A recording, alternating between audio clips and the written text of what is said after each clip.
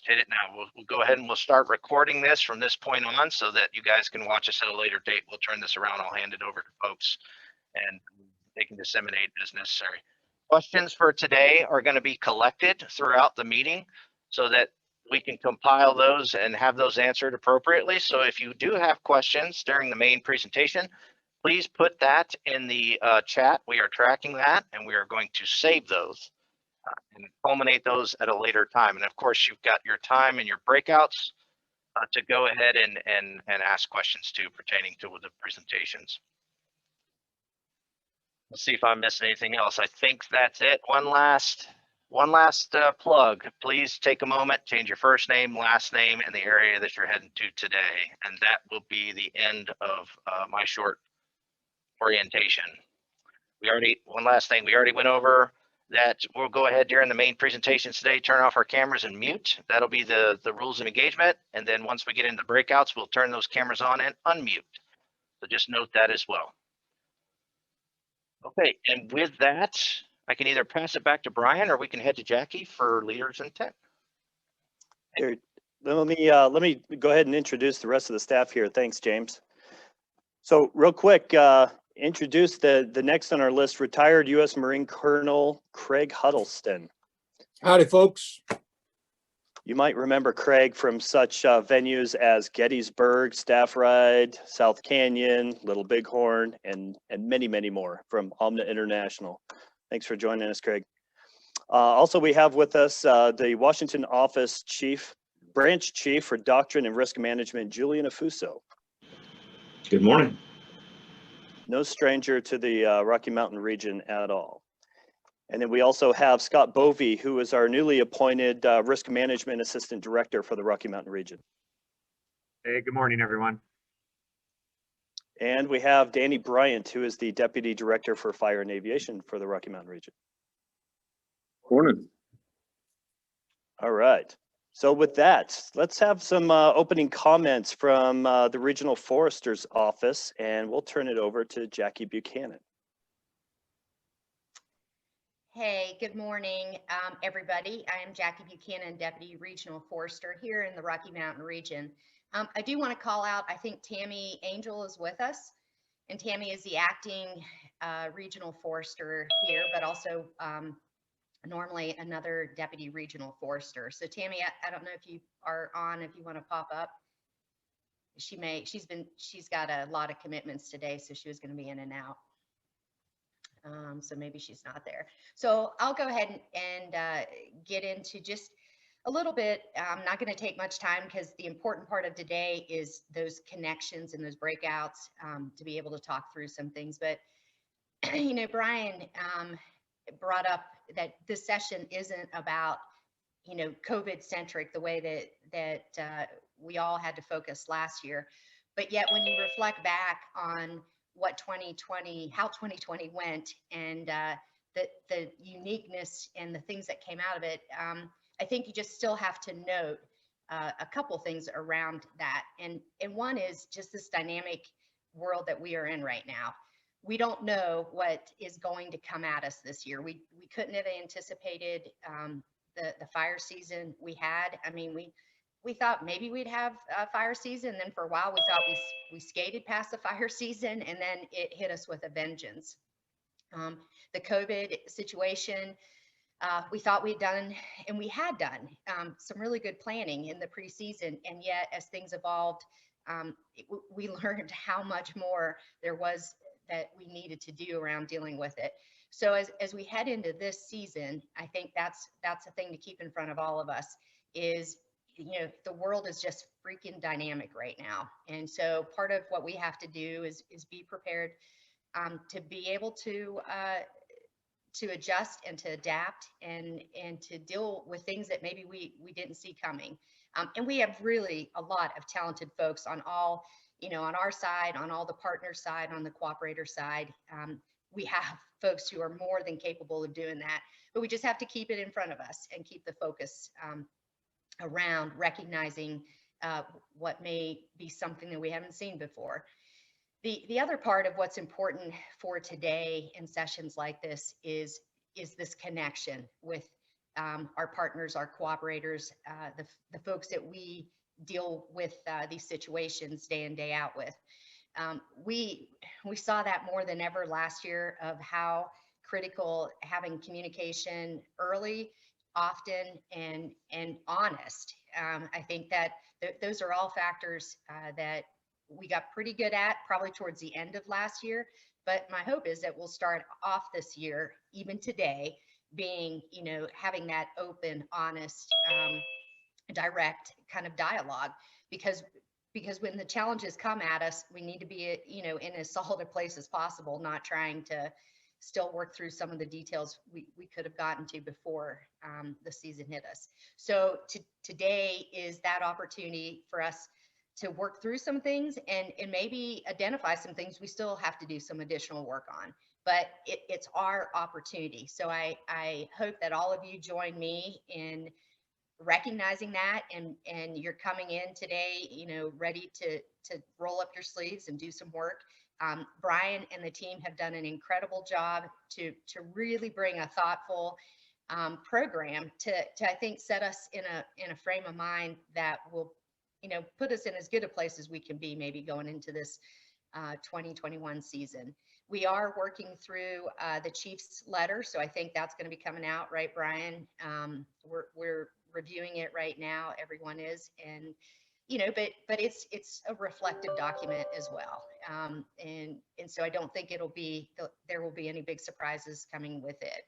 So I just look forward to the engagement today. I look forward to working through this upcoming season with some really strong partnerships, and we'll see what comes at us. But I thank you all for joining, and Brian, get on with that great program that you have. Great. Thanks, Jackie. Yep. Perfect segue into it. The conversations that we're starting today are the conversations that aren't going to be done today.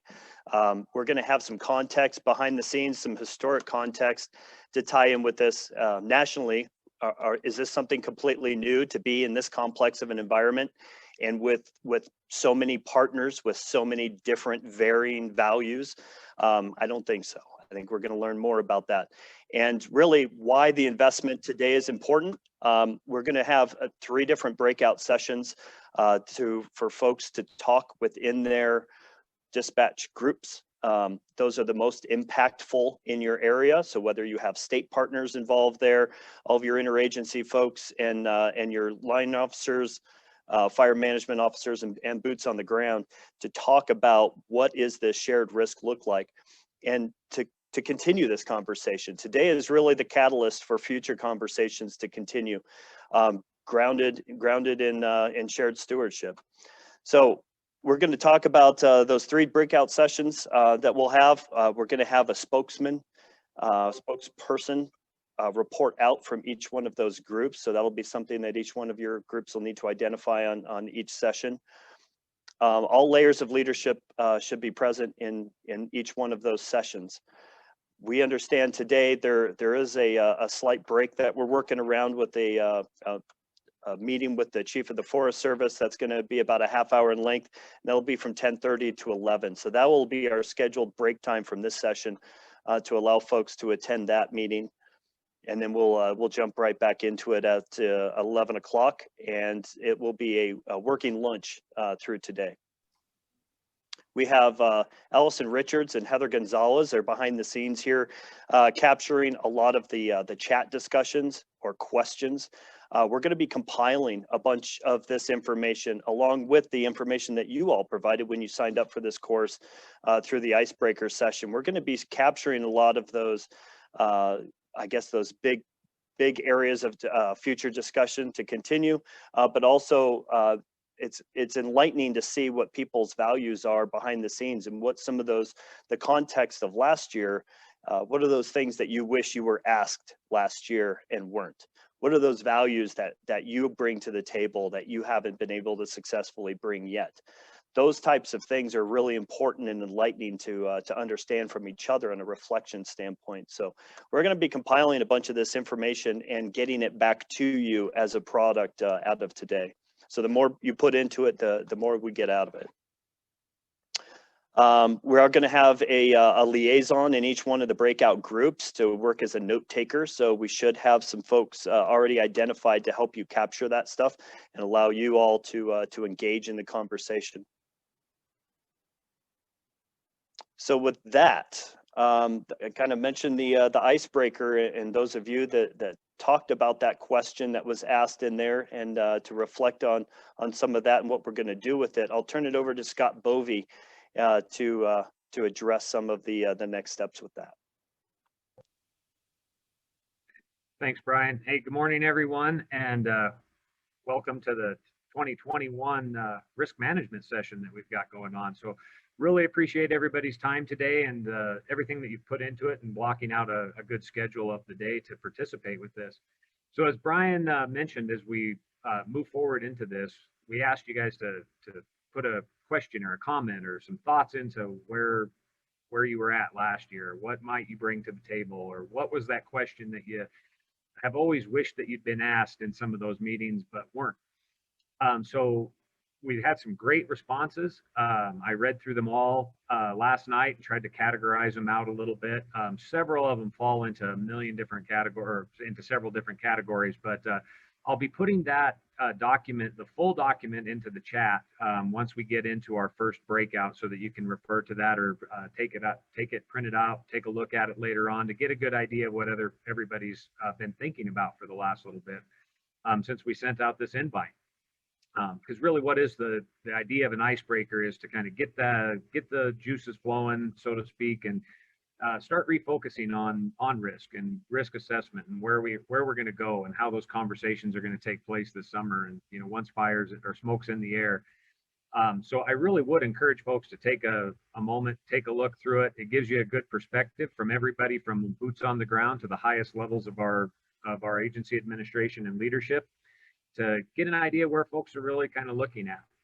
As Brian mentioned, we're going to take all of those. I'm going to try to condense them down and take a look at some stuff, and a lot of the feedback and the stuff that we get from today, we'll put into a document that we'll release a couple weeks after we get this done, hopefully, trying to make it into something that can be utilized as we move into the future as kind of a tickler to refer back to. Ask those questions, make sure that we're all hitting on the issues that our partners and that our different layers of the organization have and concerns. So greatly appreciate it for all of that. And as we get into the breakouts, as we start moving into that, we'll probably remind you of a few of these things again. Like I said, I'll dump that into the chat before we get into our first breakout so that you're able to refer to that. But in the meantime, we want to be able to give our undivided attention to our speakers today. So with that, we're going to go ahead and turn it over to Mr. Craig Huddleston, and we're going to let him kind of go down the path and teach us a little bit about Mr. Lincoln. Craig? Thanks, Scott. As mentioned, I work with Omna. Some of you have been out with us before on a number of staff rides, and us Omna guys, we consider ourselves trunk monkeys. So Scott has pushed the button. I'm going to jump out of the trunk and start talking about a few things. And the button that was pushed on me initially came from Brian, and he said, consider this. How do we have risk discussions with partners, with our internal leadership, with teams?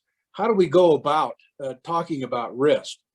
Well, risk, takes many forms. There's the obvious physical risks associated with wildland fire and land management, of course, but so too must you as leaders take some moral, political, fiscal, personal, and professional risks beyond the physical risks that you're used to dealing with.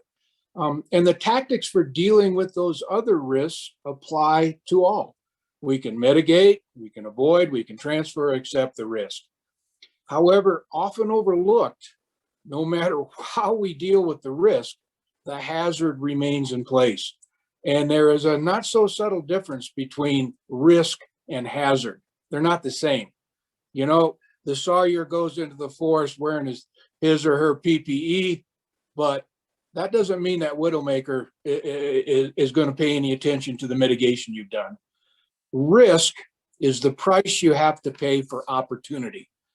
You have to take some risks in order to seek advantage. And as decision makers, you all know that all your decisions have an element of risk in them. All decisions have consequences. A win-win scenario is pretty rare.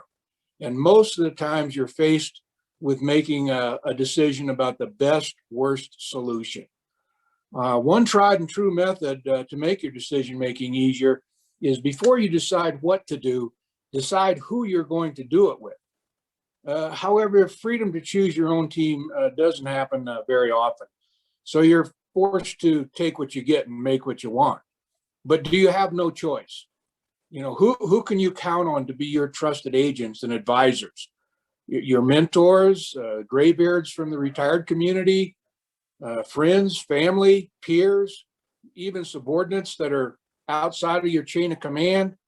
A sanity check, a wise counsel, who you're looking for, and who can you trust to tell you the truth as they see it, their perception. Of course, in the end, you have to decide and be responsible and accountable for your decisions. And if you're not in charge of making the ultimate decision, do you not have some duty there?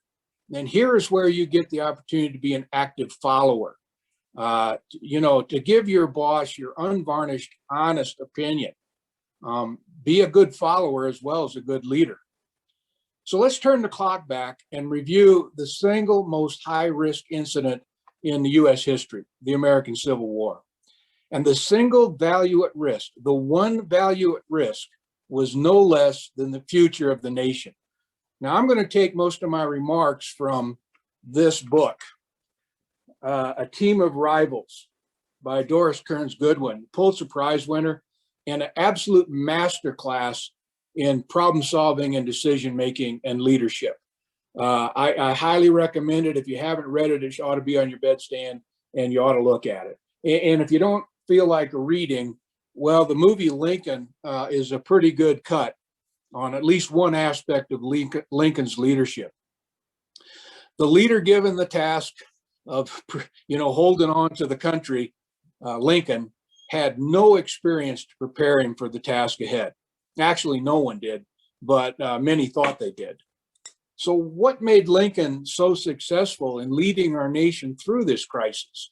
Well, first, he was an autodidact. He was self-educated. He probably didn't have more than a month of formal education, but he educated himself. And his opponents and those who resisted him made the common error of confusing education with intelligence. Lincoln didn't have much intelligence or much education, but he was highly intelligent. He was a reader. He read everything he could lay his hands on. And he understood that persons who do not read hold no advantage over those who cannot read. Lincoln never missed an opportunity to pick a book up and look at it, whatever that book was. He was a master communicator. He fully understood the rules and processes of rhetoric, oration, debate, and the dialectic. The dialectic being thesis, this is true. Antithesis, no, that's not true. Synthesis, the truth lies somewhere in the middle. Lincoln understood that fully. He tended to ask open-ended questions to people. He might have known the answer, but he asked open-ended questions. What do you think? I don't understand. Can you tell me more? And in so doing, he got a lot of different perspectives. And his characteristics and traits also played a great deal in his decision-making ability. Humility. He had no problem saying, you were right and I was wrong. And he was always willing to change. And that was a mark of his supreme self-confidence, the ability to say, oh, I was wrong, what do you think? But coupled with that was audacity. He made some moves during the Civil War that were so bold, they're almost unbelievable. And I'll talk about a few of them in a moment. He had a relentless curiosity. He was interested in everything. He was conversant in poetry and in the arts and science and engineering and in weapons and law. He just was interested in all things and everything. And that broad perspective allowed him to make better decisions because he understood so many things. Specialization is for insects. he was widely read and understood many, many things. He had great empathy. He could feel what others were feeling. And the reason that's important is he could understand their perspective. And for all of us, our perspective is our reality. And Lincoln was able to understand how other people perceive things. He was courageous. And that's not the absence of fear, but acting in the face of his fears. Numerous stories and legends about him wandering around the White House in the middle of the night, arguing with himself and trying to overcome his apprehension and his anxiety. But he managed to move ahead, and he was persistent. He never lost sight of his ultimate goal, and he never stopped trying ways to achieve that goal. And he failed many times. And that's why another characteristic, resilience, is so important. His many, many failures didn't stop him, and he was let down by key subordinates over and over. But he always picked himself up, dusted himself off, and tried again and learned from his mistakes. And then probably the last thing that many people don't think about in a leader, he had a tremendous sense of humor, mostly self-deprecating, but he also used humorous stories to tell a moral, to illustrate a point he was trying to make, and to break up tension. And today we'd probably call them dad jokes. And his audience had kind of grown and rolled their eyes and laugh a little bit and be distracted from the serious issues they were discussing. If you're the leader, you need to have a little bit of a sense of humor. Lincoln was the last choice for the Republican nomination in the convention of 1860. This brand new party, the Republican Party, had to put forward a candidate to run against the well-established Democratic Party. And the front runners were Seward, Chase, and Bates. And these guys were all well-known nationally and are favored. In fact, Seward was considered a lock. He was going to win on the first ballot. Lincoln was only thrown in at the last minute as a way to appease the Western states. And they put, Lincoln from Illinois in because the convention was being held in Chicago, and he was just there to say, well, we have considered Western candidates as well. On the very last ballot at the convention, Lincoln, to the surprise of all, was chosen as the Republican candidate for the presidency in 1860. And those who ran against him, they chose to oppose him or at least not support him. He didn't get endorsements from anybody. In the general election, there were 4 candidates for president, 4. Lincoln, the Republican, John Breckinridge, a Southern Democrat and pro-slavery, John Bell, a third-party candidate, the Constitutional Union Party, and a moderate, and Stephen Douglas, who had beaten Lincoln in a senatorial race a few years earlier, also a moderate and a Democrat. Lincoln's name did not even appear on the ballot in 10 southern states. If you wanted to vote for Lincoln in Georgia, you had to write him in. But with the split vote, Lincoln wins 39.8% of the popular vote and a barely sufficient 180 electoral college votes. And when the final vote is confirmed in December, South Carolina secedes from the Union, soon to be followed by the rest of the Confederate states. 4 slave states, 4 slave-owning states, Delaware, Maryland, Kentucky, and Missouri, remain in the Union. So in the Union, in the Civil War, there were 4 slave states. And they remain on the fence. They're not quite sure if they're going to stay or go. Now, the potential dissolution of the nation wasn't the only issue that Lincoln was facing. War was looming, and he had no credible army or navy. He had to build an army and a navy. Foreign powers were licking their chops to rush into the vacuum that was going to be created by the failure of this experiment, the United States, to reclaim lost colonial possessions. Westward expansion continues, and conflict between Native Americans and the settlers continues throughout the entire Civil War. And he's got to find a way to keep the 4 slave states in the Union, but deal with slavery at the same time. And in the middle of it, half of Congress quits and heads south, so he doesn't have a quorum in Congress. And money and plans have been allocated and appropriated for a huge infrastructure project, the Transcontinental Railroad, and that's still going on. That's a lot. And oh yeah, In the middle of all this, Lincoln has to consider the upcoming election of 1863 because he knows this is going to go on beyond his first term. And he's got to form a government. How can he deal with all these issues and the major issue, the Civil War? Well, he needs some help and lots of it. So he decides on a unique solution to a unique problem, one never tried before or since, and maybe never again. He will form a sort of a coalition government. And a coalition is nothing more than a group of folks with a common goal. Consider interagency, that's a coalition. Lincoln alone made it happen. And his cabinet is formed with some of his supporters, but the key positions go to bitter rivals and opponents. The key posts in the departments of state, war, treasury, post office, attorney general, they go to people who despise or even hate him.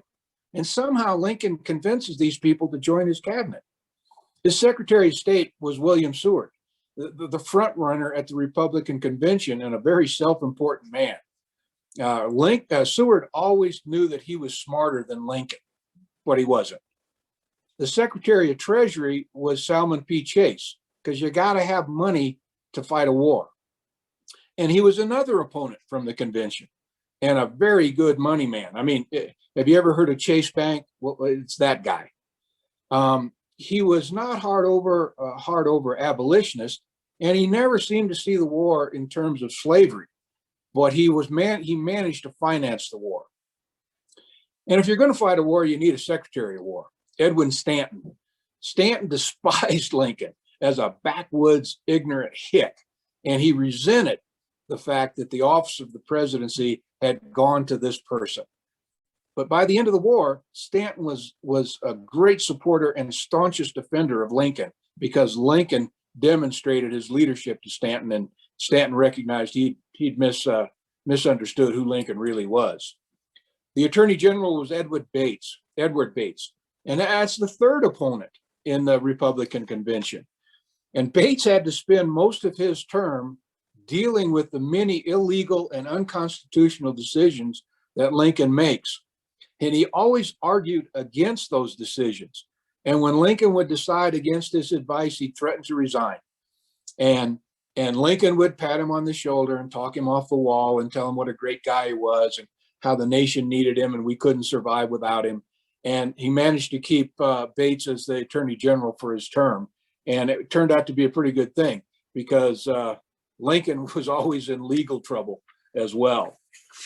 The Postmaster General, Montgomery Blair, was sort of neutral on Lincoln, but extremely strong-minded on how the nation's communications infrastructure should run. He had very strong ideas, often contrary to Lincoln's, as well as the rest of the cabinets, because at the time, the communications infrastructure was not just postal service, it was telegraph and railroads. And Blair had to deal with all these things and figure out innovative solutions to deal with the massive communications problems that were going to occur during the Civil War. The Secretary of the Navy was a guy by the name of Gideon Welles, and he was probably the only member of the cabinet who truly liked and supported Lincoln. So that made Lincoln like the teacher's pet, or Welles like the teacher's pet. And he was the beneficiary of many, many private conversations, offline conversations with the president on all topics, not just Navy topics, but on everything. And the rest of the cabinet really resented his access and often accused him of getting out of his lane and talking about things he had no business talking about. And Lincoln used this antipathy to good effect by calling Welles in to talk about something. And then the others had to figure a way to get that same access to make their points. Lincoln used it to divide and conquer his cabinet. Closer to home for you, the Department of the Interior went to Caleb Smith initially and then to John Usher. We didn't have an agriculture department at the time. And they were faced with dealing with the Native American conflict, the preservation of natural resources, the establishment of infrastructure on public lands. And like you, I'm sure you're familiar, they were always resource short. They didn't have the money, they didn't have the people, they didn't have the stuff. And Lincoln, whenever resources were needed for the war, would slyly, very craftily say, well, you know, some of this stuff ought to go to Interior because, you know, they really need it. And then the people that were begging for the resources, War, Navy, Treasury, State, they get together and compromise and get all the resources, and Interior would get nothing. Now, Lincoln was a really good dispatcher and knew how to, cut the pie pretty well. His strategy, and I know you're going to have some discussions on strategy, consider Lincoln's strategy, and I can say it in 3 words: preserve the Union. That's his entire strategy, by any means necessary, and to do this, to preserve the nation, he uses the diversity and the opposition in his C and G to arrive at the best possible solutions. And he begins by first determining the nature of the thing in order to understand this thing in its separate components. Clearly, slavery is right up front, but also economic, constitutional, diplomatic, social, fiscal, political issues all have an impact on the central issue of preserve the Union. And they're all variables, just like the many variables you have to face when making risk management decisions. You don't really know what's going to happen, but you got to think about it. When forming his cabinet, a cabinet that is so diverse, even antagonistic, he has allowed and even encouraged dissension. The power of creative tension was very well understood by Abraham Lincoln. And he knew that this creative tension, this argument, this debate, this antagonism, this resistance would provide the very best solutions. Because, like an old gunnery sergeant used to tell me, there ain't no pancake so flat it don't have 2 sides. And Lincoln always considered all sides of an issue. He was willing to compromise and sometimes to go with the opposing view, even though he didn't agree with it. But he stood firm when needed, despite bitter opposition. He worked within the realm of the possible, and there's a lesson there. He did what he could when he could, and let the hard problems, mature a little bit. Lincoln believed that nothing was impossible, and that the goal might be perfection, but that goal of perfection is rarely achieved. If you strive for perfection, you just might achieve excellence, and excellence is pretty good. He very craftily and slyly, often, he argued against his own inner thoughts in public. He would go against what he was really thinking in his public pronouncements and in his discussions with the cabinet. He probably understood it, even though it wasn't the term of the time. It was reverse psychology. He would argue against, so that his opponents, these rivals in his cabinet, would argue against him, and in fact end up supporting what he wanted in the first place. And he took votes from his cabinet. He held war councils. He would ask them all to vote on a particular subject, especially when he knew what the outcome was going to be, so that those people would feel like they had buy-in, to the decision-making process.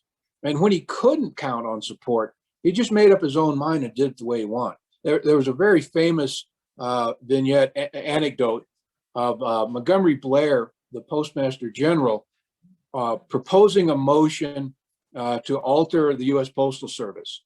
The rest of the cabinet was hard against it. They didn't want to change things. And they eventually convinced Blair that his idea was the wrong idea. Lincoln thought it was a really good idea. And so Lincoln calls for a secret ballot, and they all write down, their votes, all of them unanimously opposing the original motion.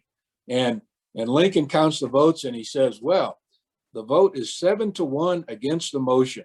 Therefore, the motion carries because my 1 vote counts more. And he got what he wanted.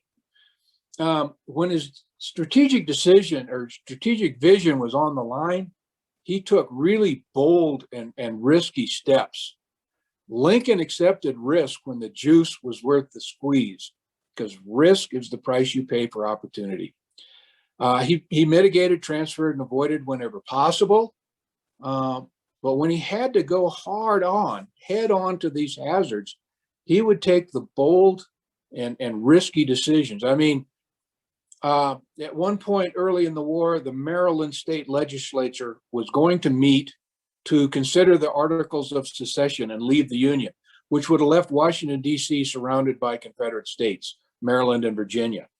So what Lincoln does is he sends federal troops to the State House in Annapolis, surrounds the State House, and arrests the key ringleaders of the state legislature without charge and holds them without trial. He suspends the writ of habeas corpus, totally illegal. And his thought was, well, I'm going to do this anyway because I got to preserve the Union, and we'll let the Supreme Court sort it out later. He issues the Emancipation Proclamation, and no less personages than Antonin Scalia and Sandra Day O'Connor told me that they thought that was totally unconstitutional. He didn't have any problem doing these things when necessary, and he let the devil take the hindmost. Of course, most of the time his decisions had an element of risk, but he got his cabinet and the Congress and the Supreme Court on his side before he would take those risky decisions. Up to the beginning of 1863, things were not going very well for the federal forces. And if you have any familiarity with the Civil War, you know that it was just defeat after defeat for the federal forces. And he decides that in order to preserve the Union, he's got to change the character of the war. And up to that point, the character of the war, the reason for the war was to preserve the Union, and everybody understood that. In January of 1863, Lincoln turns the whole thing upside down and makes the war about slavery and the abolition of slavery. Despite massive resistance, he writes an executive order, not a law, an executive order, the Emancipation Proclamation. And this stated that any slaves in states in open rebellion were now free. Well, this proclamation had no teeth. I mean, if you were a slave in southern Mississippi, it meant nothing to you, but it changed the perception of the war and the character of the war. And this was a huge risky decision for him. And he says states in open rebellion because he's got to keep Delaware, Maryland, Kentucky, and Missouri in the Union, slave states. But they're not in open rebellion, so they continue to be slave states after the Emancipation Proclamation. Why? He accepted those states in order to preserve the key value at risk, preserve the Union. And this is not any different than the exceptions you must make from time to time. You know, when dealing with interagency, regional, cooperators, local governments, you have to make exceptions in order to advance the ball and achieve your goal. You know, just look at all the exceptions you have to make in your policies to make it all work. There's lots of chapters in the Red Book dealing with exceptions for different agencies and functions, just like Delaware, Maryland, Kentucky, and Missouri.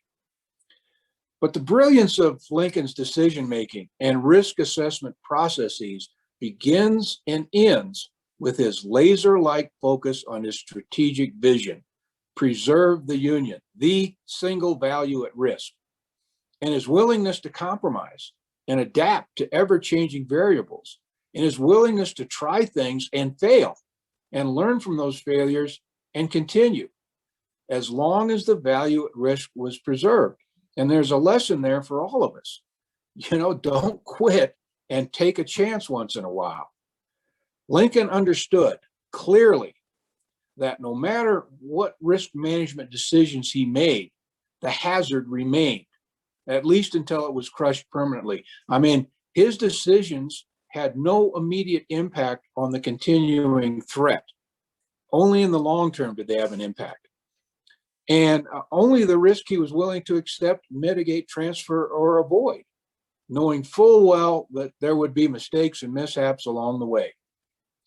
But eventually, by showing his fluidity, his ability to listen to opposing views, to admit error, but be resilient and persistent enough to see the thing through. We went from an are to an is.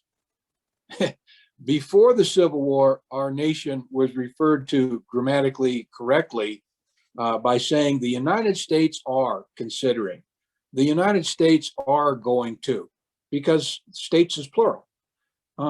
After the war, after Lincoln had preserved the value at risk, we said, and still do incorrectly, the United States is.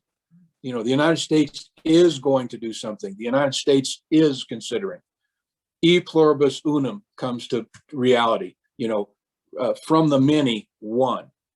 And this is principally due to the solid and spectacular leadership of Abraham Lincoln.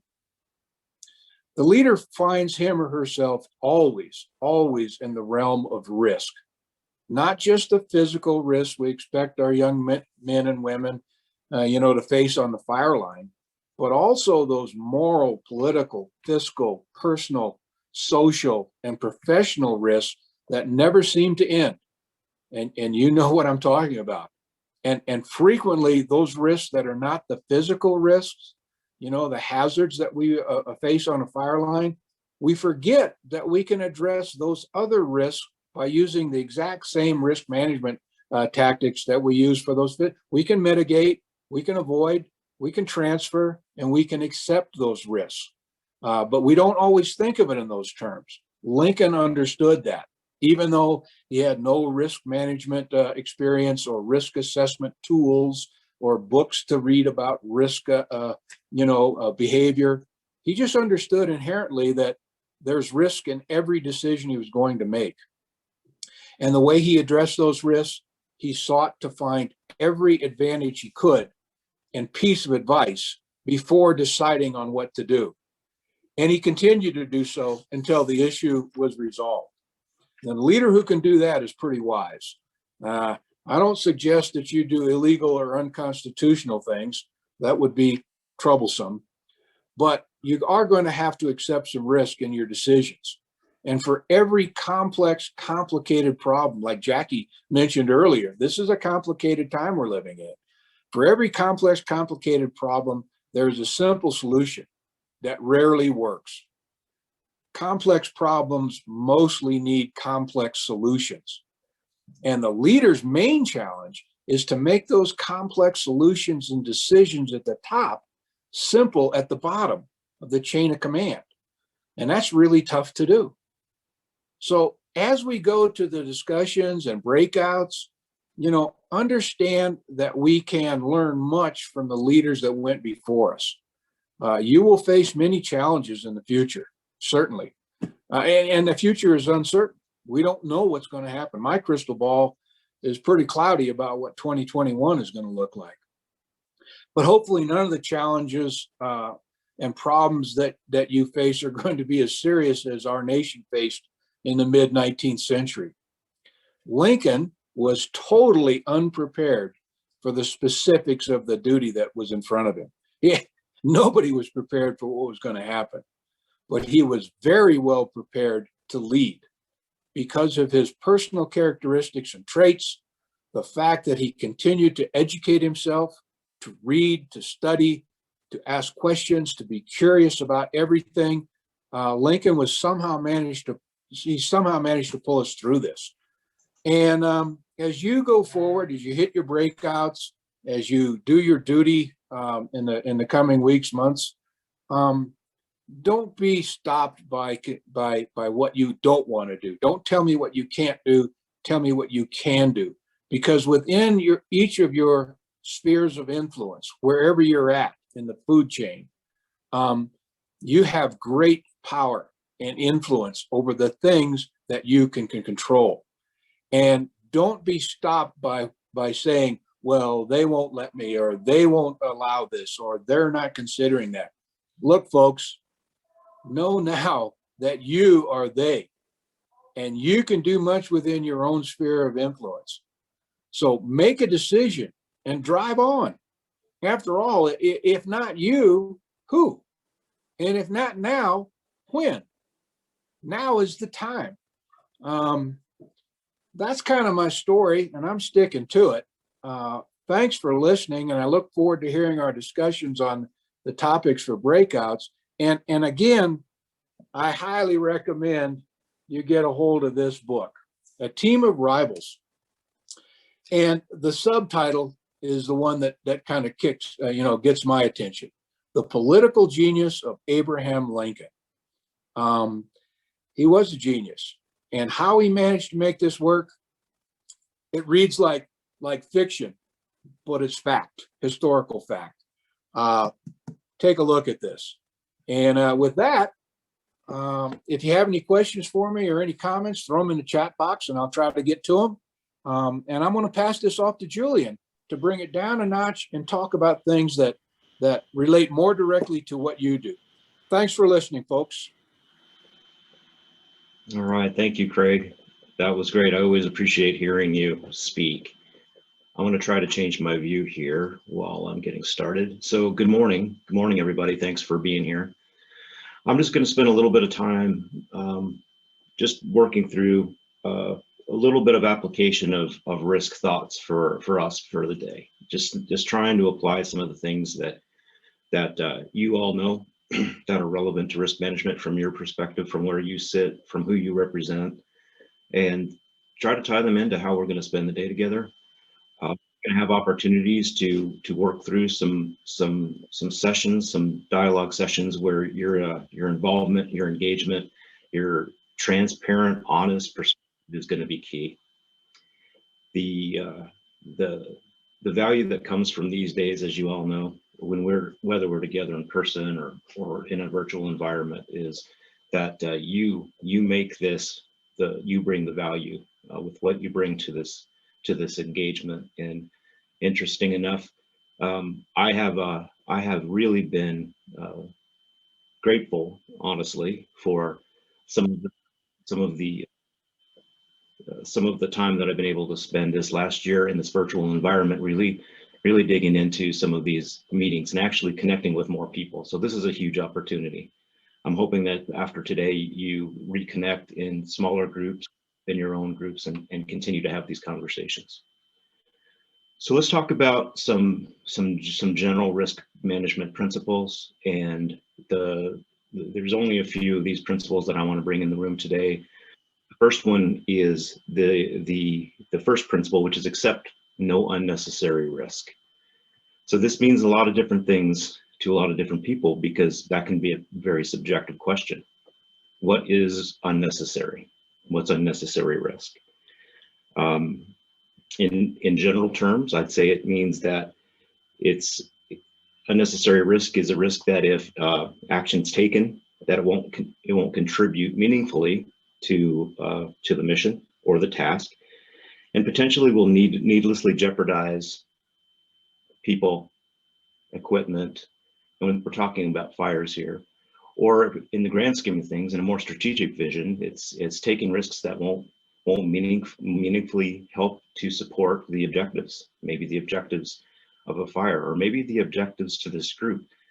And I want to tie that back to one of the things that we just left with Craig, and that is maintaining a strategic vision. So if it doesn't meaningfully help to support the strategic vision, which you all will have formed up by the end of the day, it might be unnecessary. It might be that we're taking risks unnecessarily. So that brings me to another question, because it's not just about taking unnecessary risks or being able to easily decipher what's unnecessary and what's necessary, especially when we have potentially competing idealisms, competing priorities, and different risk appetites. So I'd like you to spend some time just being thoughtful about this as you're going through the day. What's your appetite personally for taking risks? And I mean that in an level first. Individually, from a personal perspective, how accepting of risk, and what's the risk appetite that you bring to the table with all of your relationships with your personal life? And then have a little bit of a conversation internally about what those risks are and what your risk appetite is professionally. Because this does apply to how you bring your voice to the room and continue to support from your professional position? Are you a subject matter expert in an area? I guarantee you every single one of you in this room is, and is specifically about the things you're going to talk about today. So how do you come into a group like this, create a strategic vision that you all embrace, and how much risk appetite do you feel you're bringing in? How much are you supporting your agency, your organization, your unit? Think about that. So think about that as you're planning and as you're thinking about pre-season work, but also think about how you're going to show up when there's smoke in the air, when we collectively are challenged by things that are uncertain, things that we couldn't have planned for, or that maybe we have planned for, but it feels very different in the heat of the moment. When you have fire on the landscape and you have values that are being threatened, and you have people who are coming with their perspectives, and it feels differently in that moment. So think about how you're preparing yourself beforehand, what your risk appetite is now, how you're showing up, and think about what that's going to look like when we're having to navigate when we get into the heat of fire season. Again, I really appreciate what Jackie shared with us. I used to say years ago, people would ask me, and you know, how is fire season going to shape up? You hear it from everybody, each other, family members, you know, folks on the street you meet at the grocery store. And I always used to say, well, I'll tell you in October, because it's so uncertain. We just don't know. We generally know, but how could we have foreseen what came last year? Today, when people ask me that question, I say, I'll tell you next January, because that's really what we're looking at. We are in a continuous loop where there is no relief, and we need to continually be in this planning phase. So the next one I would just bring up, because I think it's exceptionally important here, is accept risk when benefits outweigh the costs. So what does that mean? To me, I'm going to just read a little bit out of the ORM guide here. Balancing costs and benefits may be a subjective process and open to interpretation. And this is a challenge. So ultimately, and therefore, personnel that have a knowledge and experience need to be at the table, and those who are accepting and involved with the risk need to be there to help support those decisions. So I see today as that day. These conversations that we're having, not just today, but in your preseason meetings, in your coordination throughout the year, they all lead up to how we balance this and how we can think through this risk and what we're willing to accept. But it's got to be, to Craig's point, the juice has got to be worth the squeeze. I wrote that down. It can't be any more simple than that. Risk is a price we pay for opportunity. So just think about how you're having those conversations now and how you're balancing that, and make sure that you have subject matter experts in the room sharing their perspective about the real risks. Because I promise you, one of the things that I have been challenged about is this conversation around shared risk, because that's easy to say, but the truth is that there are so many different risks. It's not just about the operational or physical risks to our operators or our people in the field. It's also about the risks that agencies take, management, leadership, and the decisions that they have to make to balance things like political risk, risks of values, supporting each other when things get difficult, being able to consistently stand by and have a stance around how we're doing our best in the moment, but also how we plan for that. It's going to take that kind of work. So again, have those conversations and make sure that we're coming to the table with expertise in the room. The third one is make risk decisions at the appropriate level. And all I'm going to share with this one is that as situations get more complex, as you know, what we're talking about isn't just about what fires in a certain location are going to we're going to experience this year, or what values are going to be at risk, or what we're willing to commit in order to be successful in an operation. We need to be also thinking about, from a collective, this group, what risks are going to be on our doorstep today, and what risks do we have an opportunity to manage, whether we're transferring the risk to the future deferring it, in other words, or taking another management action? And how can we actually control risks into the future by the actions we take today? So don't just think about what's going to be on our doorstep. Think about what we do today and what we're actually transferring to the future. This is really an amazing opportunity in this workshop to talk about what that looks like. Brian said it when he opened up. It's not just about this season, but it is about 5 years from now, 10 years from now, 15 years from now. And I would say, especially with some of the challenges that you all face in the Rocky Mountain region, 10, 20, 30, 40 years from now, both to our personnel, but watersheds, airsheds, future communities even. So I'll leave it at that, but spend some time thinking about the strategic vision this group has and what role you're playing in managing the risks of tomorrow and into the future. And then the last one here I'm going to stop with is anticipate and manage risk by planning. Again, this preseason planning, and I'm going to tie it back to what I said earlier, and that is that these preseason meetings, this conversation about risk appetites between individuals, risk appetites between agencies, and it's really tied to another thing that I haven't spent much time talking about, maybe not at all, and that is how we see values. And when we talk about high values at risk, we need to be thoughtful about that, and who we represent when we come to the table is going to be potentially different, especially agency to agency, and it's tied to our mission. It's tied to the reason why we work together in an interagency environment, and those are challenges that we can have transparent and direct conversations about today, and in our pre-planning meetings that are going to help us better understand when we come to the table how to do a better job being clear about objectives. And this is anecdotal at best, but I will offer that many times we see objectives, especially when we're having to work together in a fire environment, that may feel good, but they're potentially ambiguous because we have so many differences in how we approach the risk and even how we weigh the values. And when I talk about values, I both mean how we weigh them personally, but mostly how we weigh those values professionally. What does that value represent, and who do we represent when we're out there supporting this work?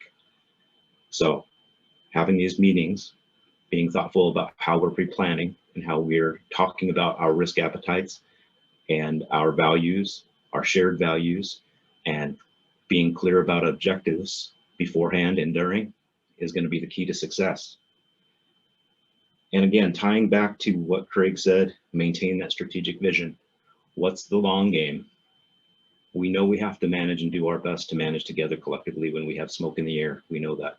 What does it look like in the fall and the winter when we have opportunities to manage future risks? What does it look like 5 years from now? And how are we committing to the decisions we make today in support of not just the risks of today, but the risks of tomorrow? So, Scott, I think that's where I want to stop, and I think that that might set us up pretty well for as we go into the first breakouts.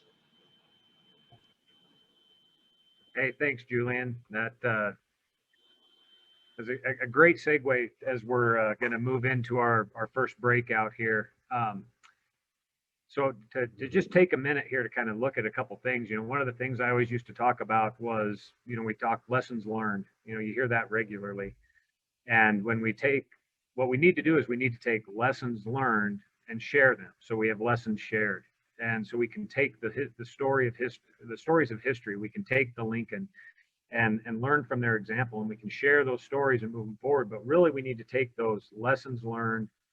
They need to be lessons that are shared across as far as we can reach there, and then make them lessons applied and be able to move forward there. So now we're going to go into our breakout here shortly and be able to take what we've learned from the past and some amazing leadership in the Lincoln administration, apply them to the principles of risk management, of operational risk management that Julian went through, and try to understand where we may be able to go into the future and how we're going to be able to be better at managing and communicating this risk across through our partners and up and down the levels of command that we have in our fire environment.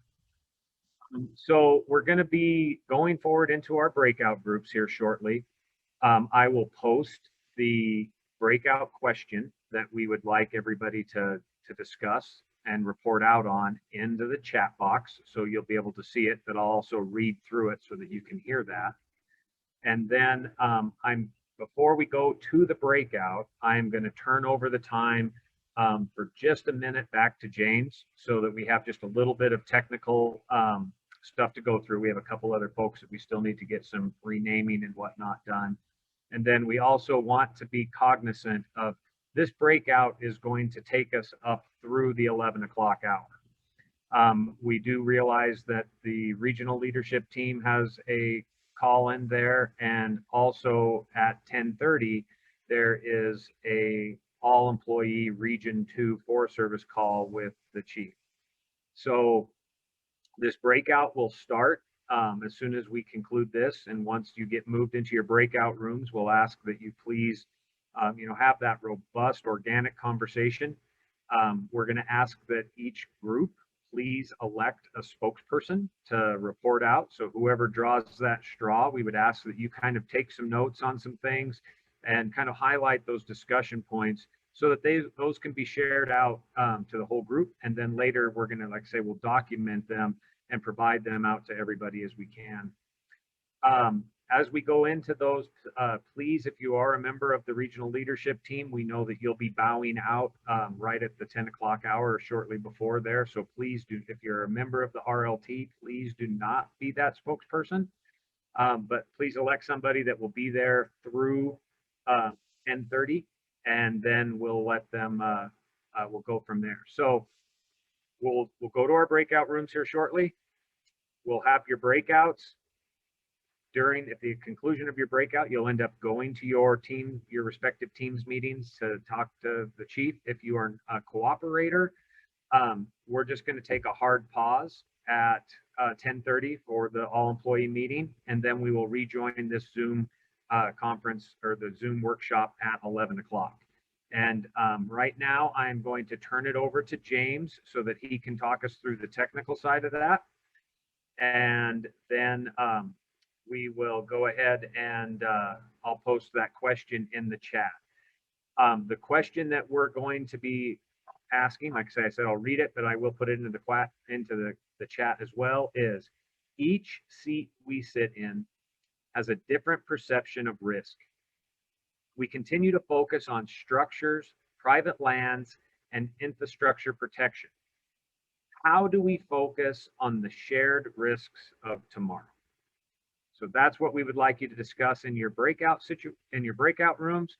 I'll post it into the chat now. And with that, I'm going to turn it over to James. All right, thank you so much, Scott. As he's posting that in the chat, just a couple last minute announcements for you folks. As we move into our breakouts, please expect there to be probably a 30 to 60 second delay, because it's dividing out about 160 of us today. So whenever you see the screen start flickering and you start thinking maybe something's going wrong, that's just Zoom doing its job to divide us out into the breakouts. If anybody's experiencing any problems during the breakout process, please let me know. Again, James Wheeler, I'm the host in here today. Just select host from the chat list and you can get a hold of me directly. For the folks that are chaperoning those rooms, if you need to move folks around, do the same thing, please. We have a last, we only have a few folks left that I haven't got a chance to allocate appropriately to the breakouts. If you can, and you have not done so already, at the bottom of your screen, along the control panel, you'll see participants. If you click participants, you'll be able to see your name on the right-hand side. Essentially, these are the folks, if I can get these folks to take a look and change their name, I'd really appreciate it, or change their name to add their zone that they're going to today. The zone options are, we'll just go over those ahead of time: Casper, Cody, Craig, Durango, Fort Collins, Grand Junction, Great Plains, Montrose, Pueblo, and RO and State. So if your name does not have one of those designations at the end, please change your name to include one of those designations so that we can get you allocated. We're about 2 minutes ahead of schedule for breakouts, so I'm going to use this time and give folks a moment to make those changes. If I can't capture you, I'm going to drag you into a room with me, and we'll divvy you out onesie-twosie, but there's only a few of you. So please take a moment and change your name and allow me a second to catch everybody up.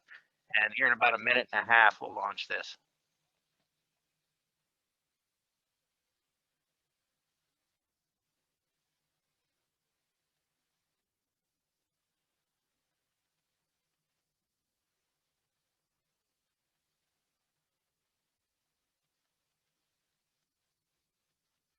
Looks like folks are doing that. I appreciate that. Almost got everybody where they need to be.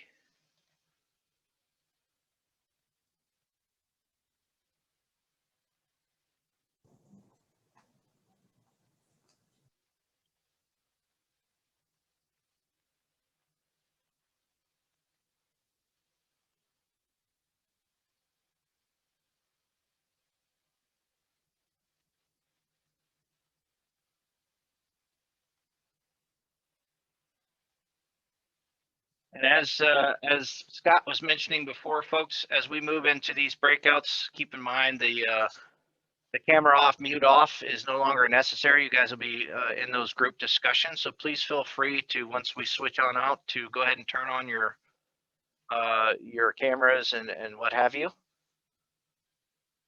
And we're right at 45. I'm going to keep us on schedule. If I didn't get to drag you, I'm going to drag you in a room with me and we'll hash you out.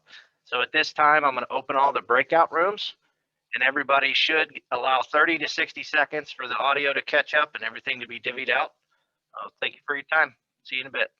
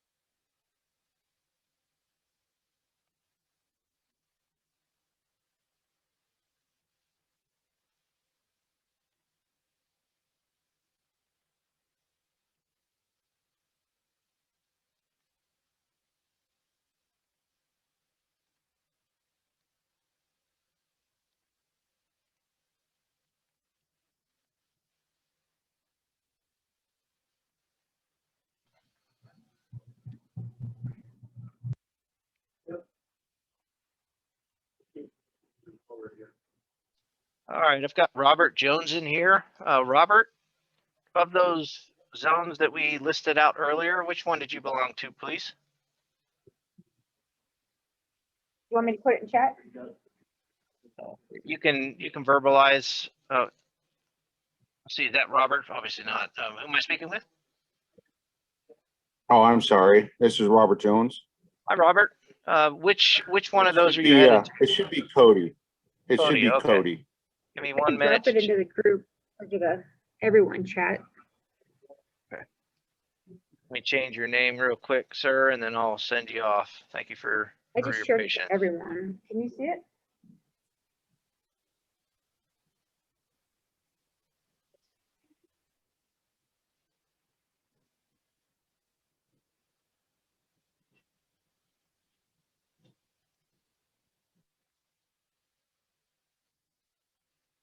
Okay, and then we have a phone number, 856-701-9721. If you could unmute and chime in here, we'll get you where you need to be.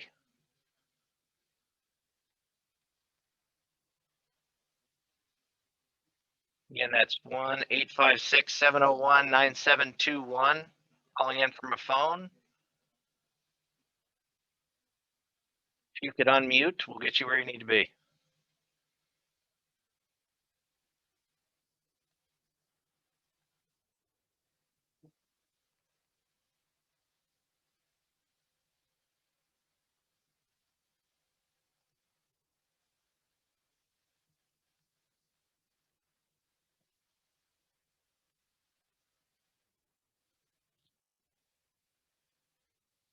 All right, everybody that's left in here is the main folks. So I'm seeing some notes in here about folks needing to be in different places. So I'll get those hashed out. Let's-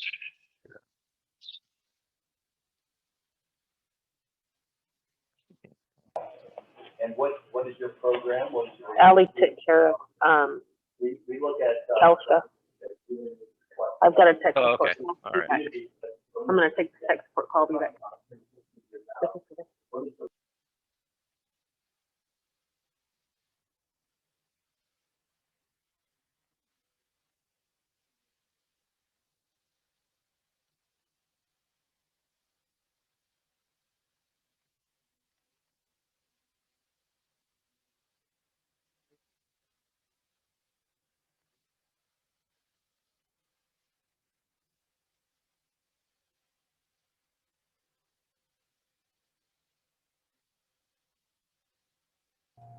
Hey, James, are you there? Copy, I'm here.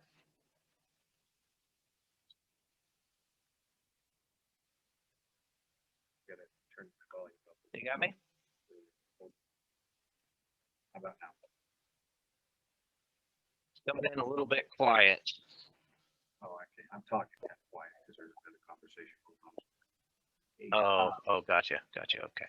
So I want to send that Word document to, if I put it in this chat that I can open right now, that's just gonna go between the four of us, right?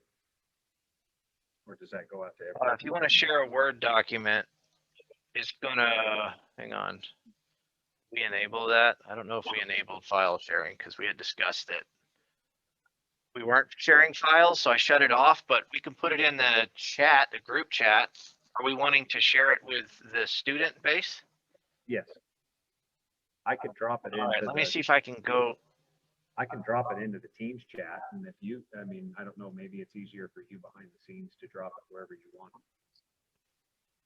Well, what I'm going to try to do first is see if I can turn on the file sharing capability first through the admin portal. And if I can, it'll save us a headache. If not, we're going to have to figure something out here. Let's see.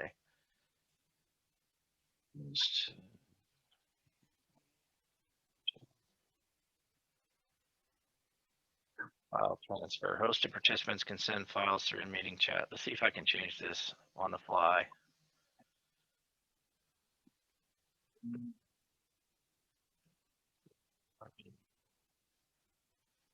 Take a look and see if that changes. The Oxyner, Mike Hayden, a bit more. I see some other agencies in here as well. Does not look like we can do that on the fly. What do you guys think? So, do we have an email distribution list that we sent out to everybody? Well, yes and no, but the Probably email not. distribution list is huge. I think we found out just in the past year. Is it? Yeah, What's here, some of them may have been forwarded on to other people, but not have. We can wait and put it in the main chat when we all come back. That's fine. If there's a way that you could. Well, I don't think I can without shutting the room down because I enabled the file transfer, but I'm not seeing that ability. So maybe it's because breakouts are there. So we'll have to keep an eye on it when we end breakouts. Okay. Just remind me, and if not, we'll come up with an alternative solution unless you got something else in mind.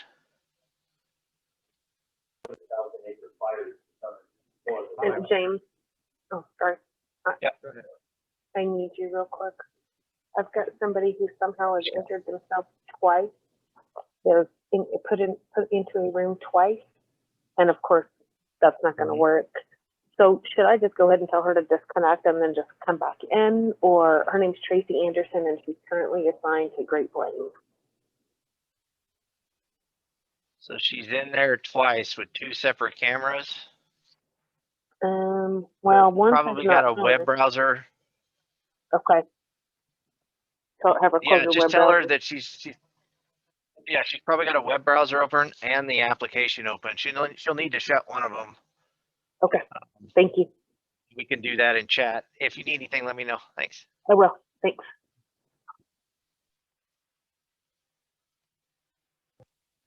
Okay, James, when we come out, or, I mean, obviously we won't go back to the main room until 11 o'clock.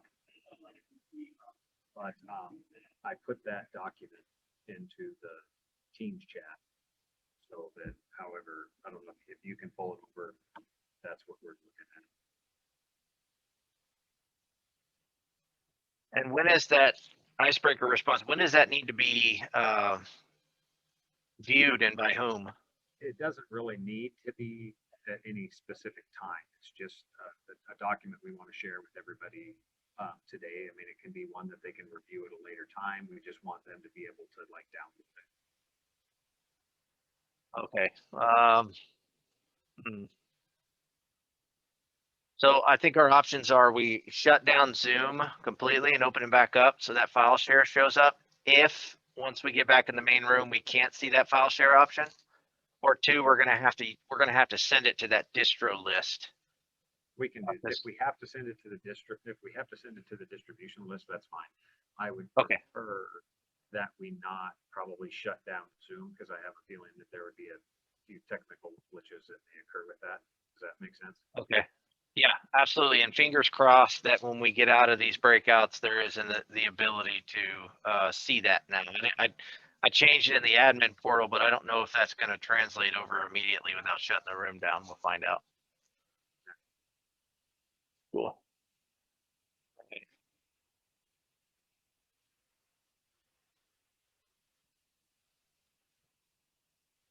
And I mean, we'll come up with a way to distribute it if we can't put it into the. Yeah, copy, Scott. Sorry about that. I didn't realize we were sharing files, right? I had that on. My No, apologies. and I think originally we weren't necessarily thinking about that, but it just ended up being organic. Okay. All good. We'll make it work.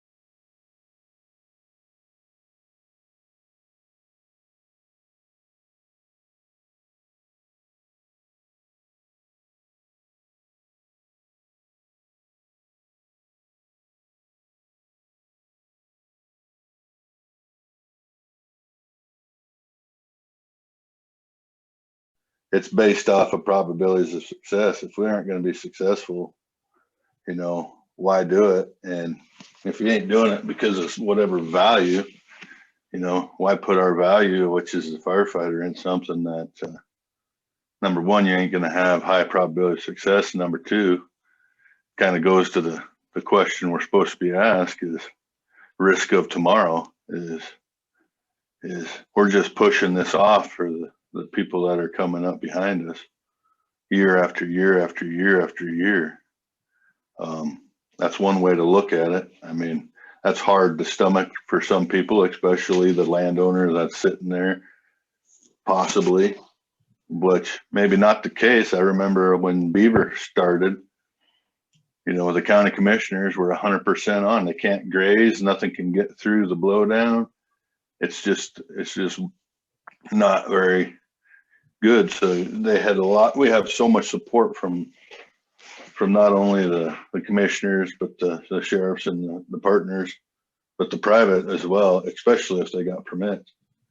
So I guess in a nutshell is making sure your probability of success is worth, you know, putting somebody in there, and then you're truly got that value identified. And that value balance is worth on, you know, you might not have 100% probability of success or even 80%, but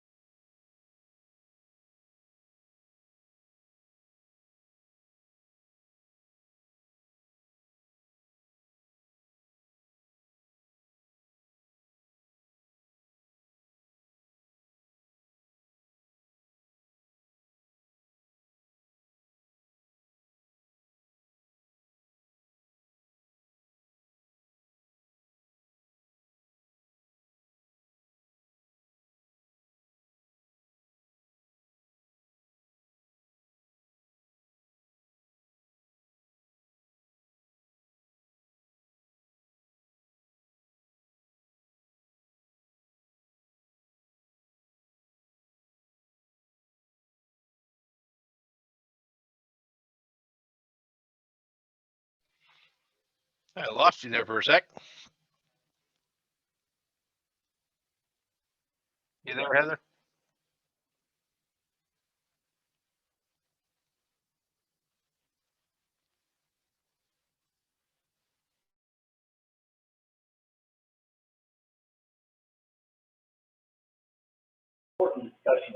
I am here.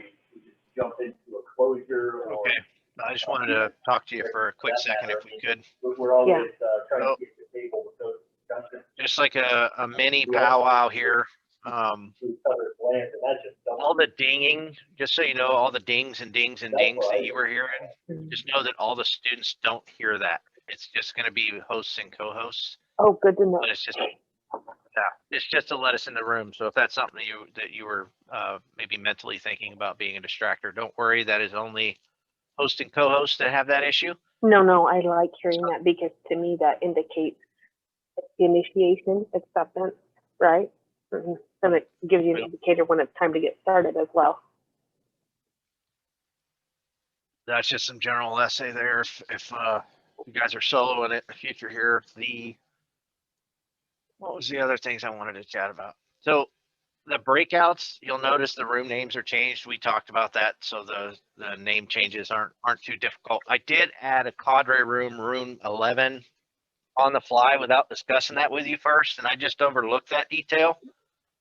So my apologies that I did that, but that room 11 allows us to have a place to hang out. Additionally, when we record these presentations, breakouts do not record, unfortunately. I remember So that. Okay. What are you thinking about when we do record, it's always best to leave a solid file, and you can edit it yourself later, and I can show you how to do that. Okay.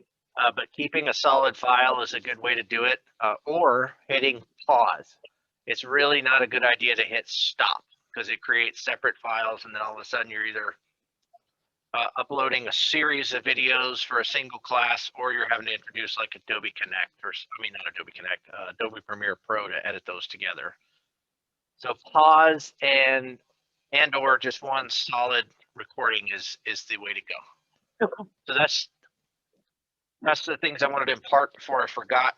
Did you have any observations or questions from what we've been doing so far? No, I mean, I think this is going really well. The only thing I have a question about in terms of just understanding is Bobby took that one question, the number one question, and he posted it in the chat, but we never saw it. And so, I mean, I was already prepared. I have my stuff printed out and all that kind of stuff because, you know, crap happens.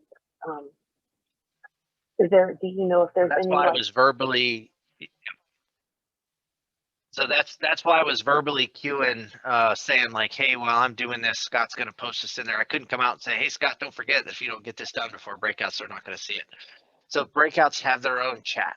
So you cannot see cross chats across breakout rooms. The only way that you can do that is a broadcast message.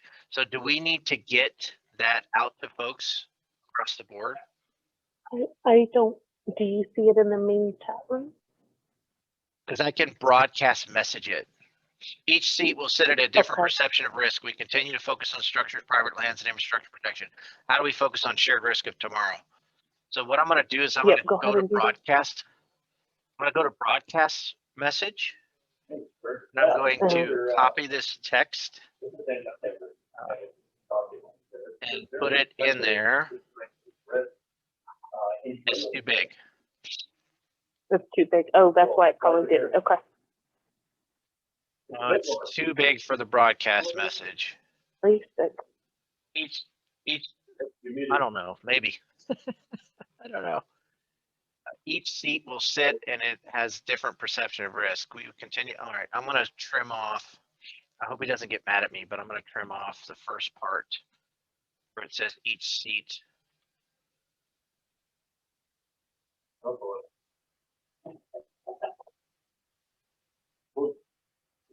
Maybe it's too late. I just need to let him know. I wonder where he went. He's right here. He's Ask him if he wants me to broadcast message that question to all the rooms because it got posted in the chat after breakout. Okay, hold on. I gotta put my mask on real quick. I'm sitting right next to Corchit, so I have to like move around. Hold on.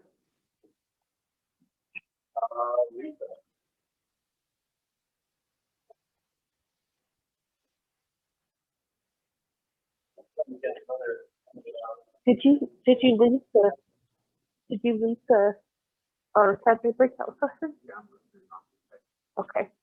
The question is too big to post and broadcast, and that's why people aren't seeing it. So James was like, hey. No. Let me clarify. The question's not too big to put in chat. We just put it in chat after breakouts were launched, so they can't see it in the rooms. But I can broadcast message it to everyone if I cut off that first sentence. Okay, sorry about that. Okay, so we post the question in the chat after everybody went to the breakout room, so they can't see it in there. So if he's saying, hey, I can broadcast message it, he just has to trim it down a little bit because it's a little bit long. Are you okay with that? Yes. Okay. Yeah, he said he was fine with that. And then we'll have to do that. We'll have to have that conversation before we do the next breakout. So I sent that broadcast message to all y'all. Should see that pop up. It can just be closed. Okay. And now typically I should have done that like the very second that I just missed it. They didn't see that until later. No, this stuff is all in the adventure for sure. Boy, we got surge capacity resources. Okay, so how do you think we're doing? Another thing that he Another thing that Scott brought up is that there's a file that we want to share. Remember in our discussion, we decided not to share files, so we shut that off. So he's wanting to share the icebreaker responses. So we've got we in breakouts, we're going to see if the file share option shows up. I went into the admin portal and enabled it, but who knows if that's going to work or not, right? So when we get, the only way we're going to know is after the breakouts. And so if I don't see that file share on it, we're just going to have to email distro that stuff out. Hang on one second. Okay, I have all the email addresses. Let me do that real quick. Let me give you all the email addresses. Okay. All right, say that again. I'm sorry. That I have all the email addresses. I'm going to send it to you right now. Well, you don't need to.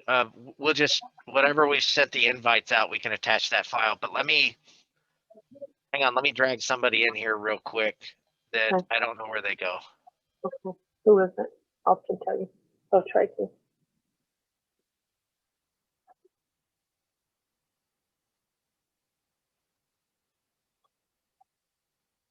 I don't know where they went. Hang on. Maybe take my second to pop in here. Yeah, I totally hope that you're getting this. Your eye is red. This right here is red. How we can be more resilient. Hi, Charlie. Where were you headed today? If you can unmute real quick and let me know, I'll make sure you get to your destination. Yeah, I was in a breakout room with Fort Collins and my battery died on my computer, so got knocked off. No problem. I'll send you on your way, sir. Thank you.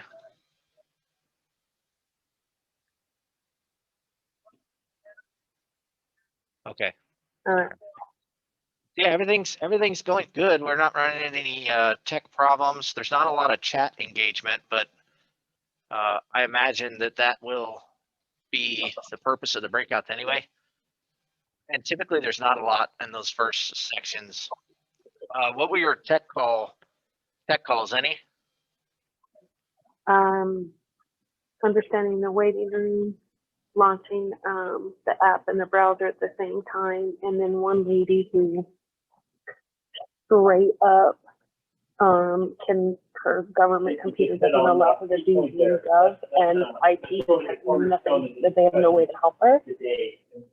And then our regional forester couldn't hear Carpet, so I just took pictures of the audio settings and showed her how to go change it. Hopefully she can hear, because I haven't heard back from her. Really the cornerstone. Okay. The cohesive strategy. Okay. So I think that, for 150, 60. Okay.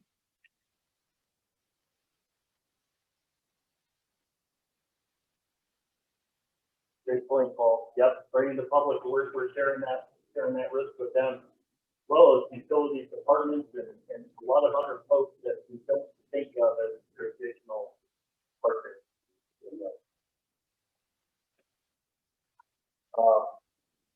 We've got a couple minutes left. We're going to be pulling back into the room here in a couple of minutes. Who would like to volunteer to do a report out from this group? And so folks are clear, there's only going to be 3 report outs per question. So the odds of you've got, probably about 33% chance of actually going. So I'll throw that into the room, but we do need a spokesperson if we get one.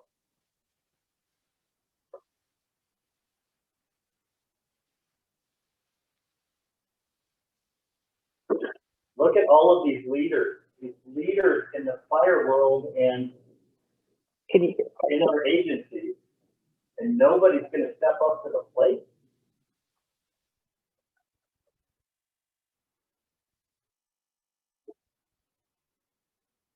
I'll pick on somebody who hasn't spoken yet.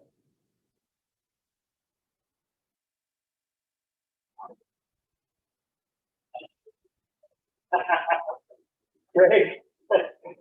Always one to step up regardless of the circumstance. That's the Marine in you, isn't it? Great. Okay. Thank you, Greg. I appreciate that. maybe just give a couple of minutes break if people need to use a restroom, but we're going to get pulled back into the restroom here. And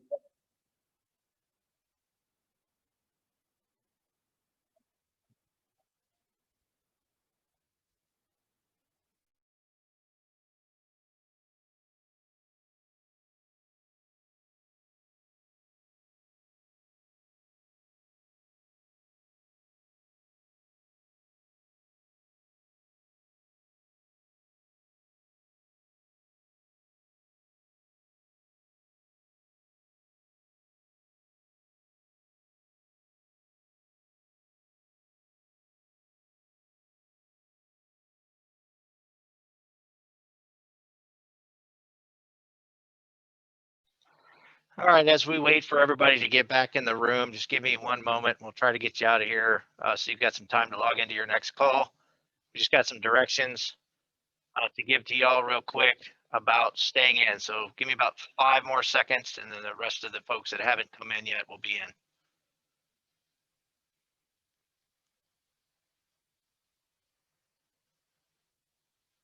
All right, that should be just about everybody. All right, so real quick instructions for everybody before you go into your Teams call.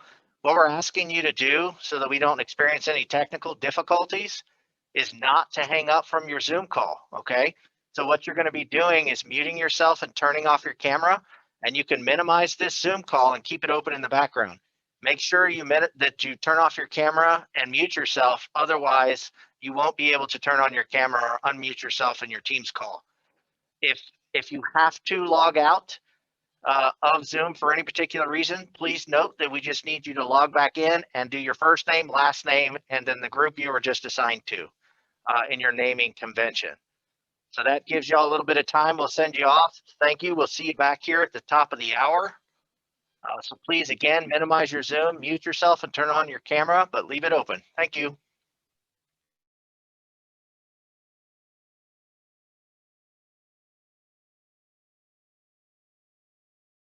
Not just the Forest Service, this is not the state, but the private folks and how we can all work together towards some of that. We talked about, again, how are we engaging with folks that we typically don't talk to? What are some of the lessons we've learned from some of these fires we've had recently of who's not at the table, who should be at the table, and how do we continue that conversation moving forward? So again, we're all working on that thing and trying to construct that common language. We talk a little bit about risk and what does risk mean to the U.S. Forest Service, the ranger in Laramie versus the ranger in Cody or someplace else like that. What does that look like? We talked about, watersheds specifically. That seems to be a hot topic of how are we managing watersheds and looking at the Mullen fire specifically. We have a Cheyenne Board of Public Utilities, has the watershed there. So the city of Cheyenne gets a lot of water from us. We talked about the conversations occurring before there's smoke in the air.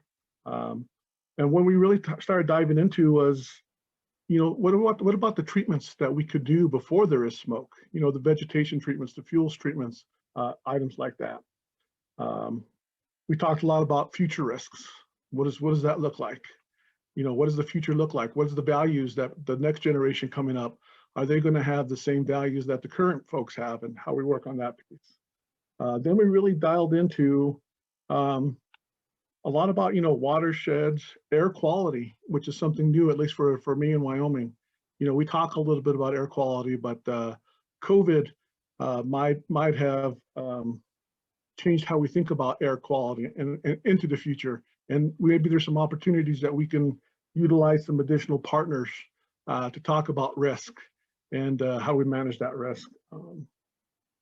Talked about that. Got my notes kind of everywhere. And of course, typical, we didn't follow any script. We just kind of talked. So that's what I'm doing here, just kind of sharing what we talked about. Again, going back to the communities in the future, access. We talked a little bit about maybe we're missing out with the education piece. How does the insurance agency, what role could they play in helping us and helping our partners in general educate new people that are coming in to these fringe areas or coming into the national forest for the first time who are looking for those opportunities. We talked about the, perceived risks. How are we communicating with our public about risk? That's a big scary word to a lot of people. And what does that really mean? And then how do we have those individual conversations or those group conversations? A lot of folks don't necessarily want to talk about risk until there's smoke in the air or something is going on. So that's part of that. We talked about professional risk. Again, what's everyone's risk tolerance? Every agency administrator, every line officer, everyone involved in the fire organization has a different risk tolerance. What does that look like? And then we really got into a very interesting topic that I thought was very interesting. We started talking about, we seem to invest in a lot of equipment, agencies buying new helicopters for suppression. How are we looking at maybe investing in using some of those funds for fuel treatments? I know these are conversations that happen on a lot of different levels, but it was really interesting for me to hear this, from our state partners and how they're kind of looking at some things. Again, feels like we spend a lot of money on suppression, and maybe we can help invest in our fuels project. So that was up there. Again, that's all coming about risk. And again, the all lands approach, the surrounding lands. And really what it boiled down to, we started off with a stool, 3 legs of a stool, and then we ended up adding a 4th. So we started talking about water, air quality, carbon, and then we threw in there recreation, because again, we know that's another piece that comes into this whole aspect of it. So again, we went from a stool to an actual chair with those 4 pieces. And that's kind of where we ended it. Again, Scott, I'm kind of all over the place, but that's where our conversation was. It was just really, really insightful of listening to everyone's opinions and how everyone thinks. All right, excellent. Hey, I appreciate that. Thanks, Frank. So we'll go ahead and we'll just move on down to the next report out, and then we'll kind of evaluate and kind of take a look at some things thereafter. So let's bounce down to the far southwestern corner of the region. Let's go down to Durango. Who do we have to voice for there? So this is Ben Martinez on the San Juan National Forest, and so I think we covered a lot of the same ground, and so my approach to the presentation might be a little different.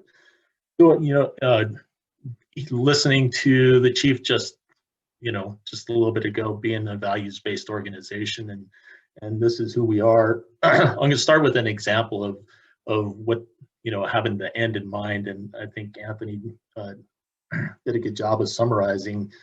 A lot of the conversation is that he was after in the 2018 fire season, he and the local emergency management person went on the air, and they were able to communicate a shared value of why fire restrictions were important and why they were being put in place and how they were being put in place, which that led to the public coming back and saying, hey, we understand what you're doing and why you're doing it. So I think that is something that we can learn from. And so, and an example of shared values and where are we coming together with a lot of different people. And so, and then, I wrote down that, and hopefully I got it right, is the lessons learned, lessons shared, lessons applied. I think I'm close. Anyway, so I think that takes us through that transition to an application. And I think during our conversation, the San Juan has been doing a lot of planning and doing pods. And at the moment, I don't recall what pod stands for, but it's breaking up the landscape into small sections where where people can put their arms around it and do some planning. And let's see, so and bringing others into the conversation. So I just read an article, I think it's up in the northern part of the region, is there was an article with regard to the pile burning. And there was a question as why aren't you providing that to the local pellet manufacturer for pellets? I'll draw from northern New Mexico. There was an article with regard to the traditional uses of the forest and taking a lot of that small diameter stuff and utilizing it for fuel wood, for other uses. And now that opportunity has been is no longer there. And so I think the pods provide that opportunity to bring that other voice into the room. And, you know, I think the recreation aspect of is probably a key component. And it was brought up that our social media is helping us to bridge that gap for all those people that come into our neck of the woods from everywhere else across the world. It helps to start getting the message out. And so what is that message? It's, you know, it allows us to, or at least the conversations around the pods, is to develop a shared language. You know, are we talking in stovepipes?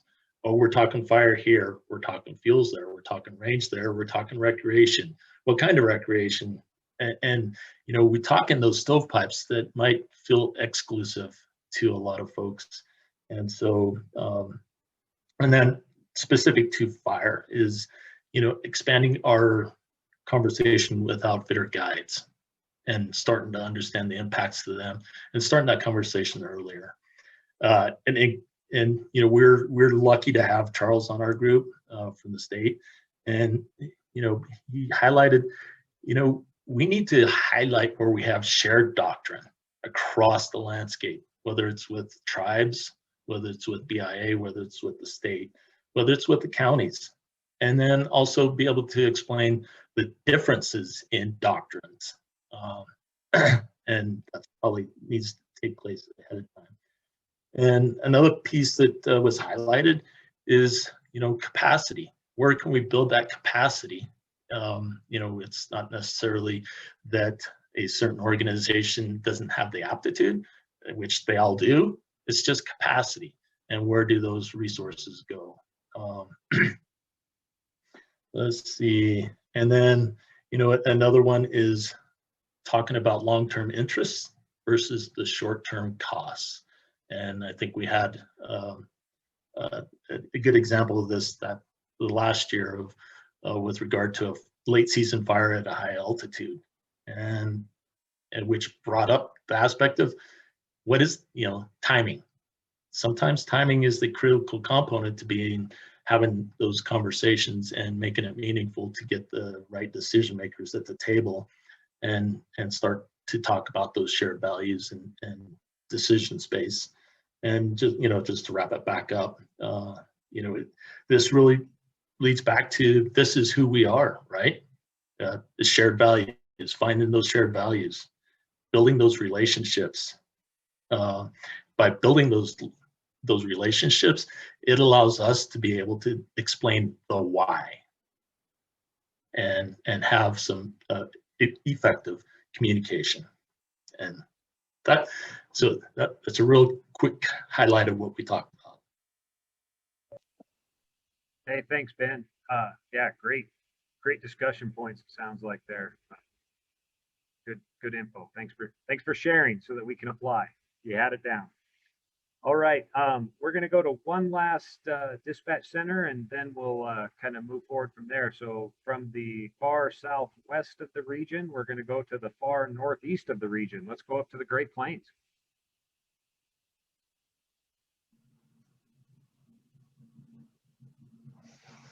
Okay, I'm Julie Wheeler, District Ranger on the Fall River Ranger District. So our group had a lot of the same stuff, and I'll just try to highlight most of what we discussed. A lot of great discussion.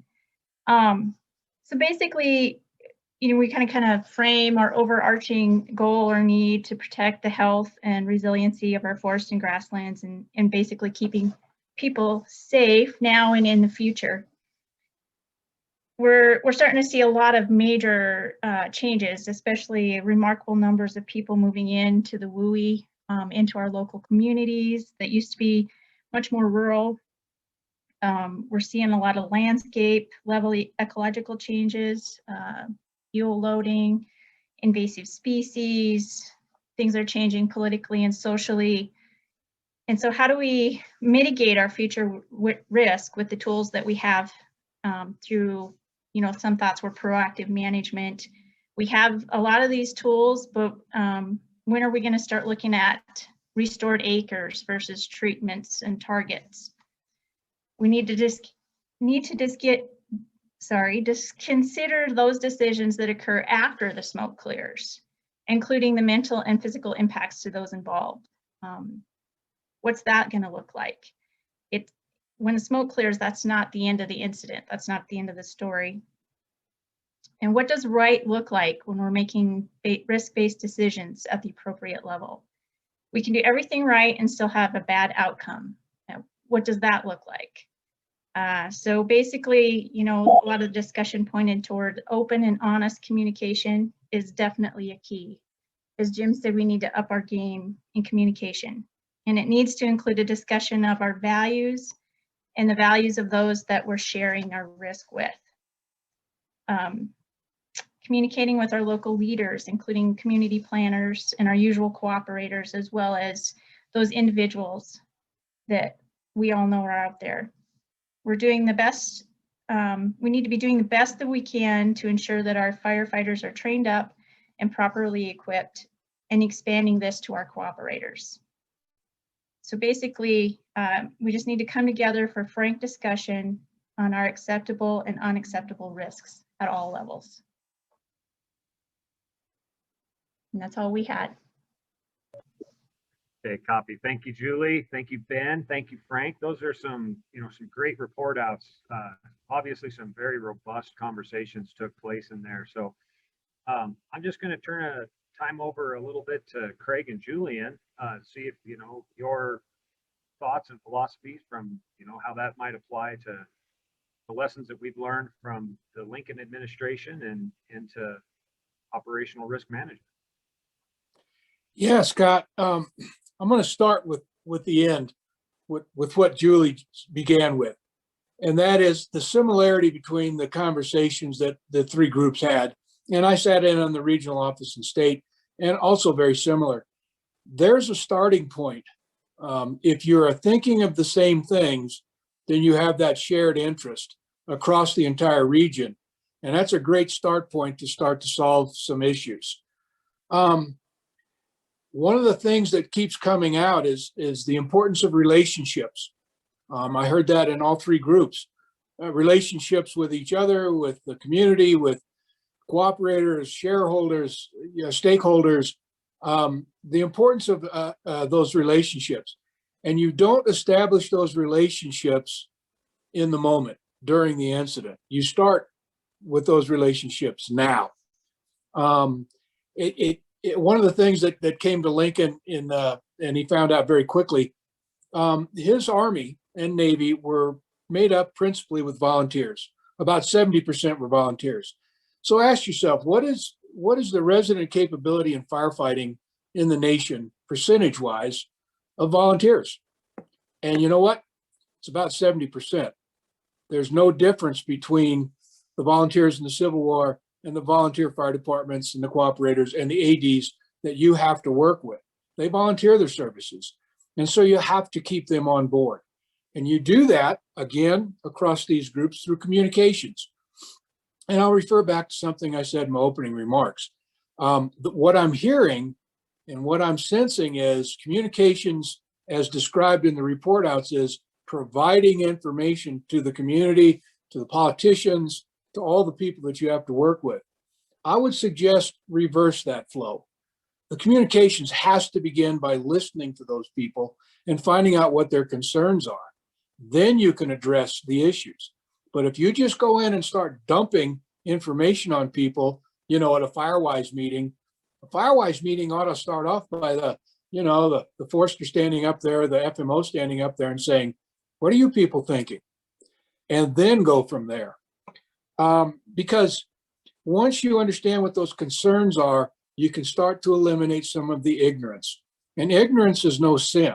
It's just a lack of information and a lack of understanding. And as you look to the future and the potential shared risk that you're going to have to deal with, you're going to have to explain to people why you want to do burns in the wilderness, why you want to do burns on their back door. I mean, to be the devil's advocate, where I sit 50 yards from where I'm sitting is the boundary of the Carson National Forest. I don't really care about all your problems. I care about my forest.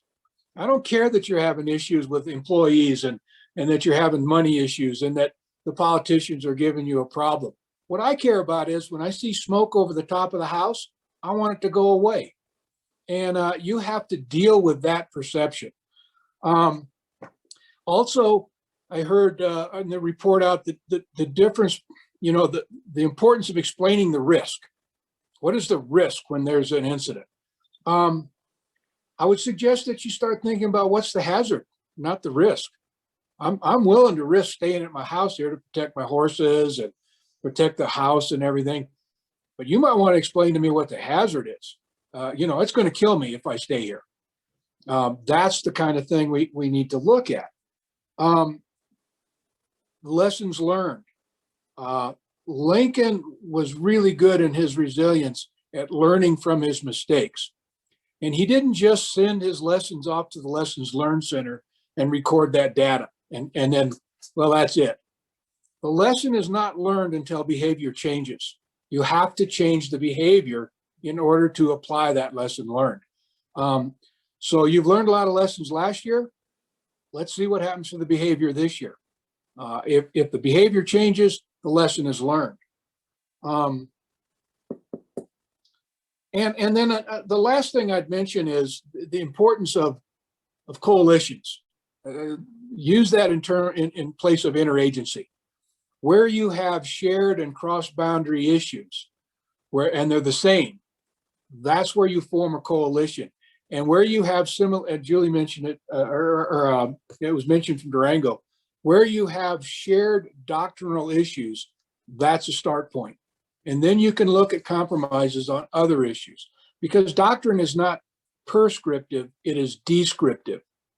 If you take doctrine as black letter law and not just a suggestion of how to go forward, then you can never change, because culture trumps strategy every time. And each of your agencies have their own culture. And if you focus on your culture instead of the common goal, you're going to have problems. That's kind of a top view. Julian, what are you thinking? I think that you absolutely nailed it. You tied it back in beginning of the meeting perfectly. I had a couple of things written down here from what I was hearing too, and this relationships one is important. And you mentioned this this idea of building these relationships early and continuing to have those ongoing relationships, but they are tested when we're challenged, when the smoke is in the air. So that's when they are tested. This whole idea about bringing our publics and our partners and our collectively together to have these dialogues to talk about the risks as they see them is exceptionally important. But it's also important for us to think differently about how we communicate risk.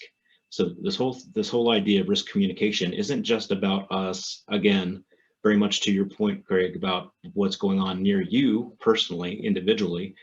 It is about having a communication strategy that is continual, that doesn't just start the minute that we have an opportunity with smoke in the air or a community being threatened, but we can anchor into that.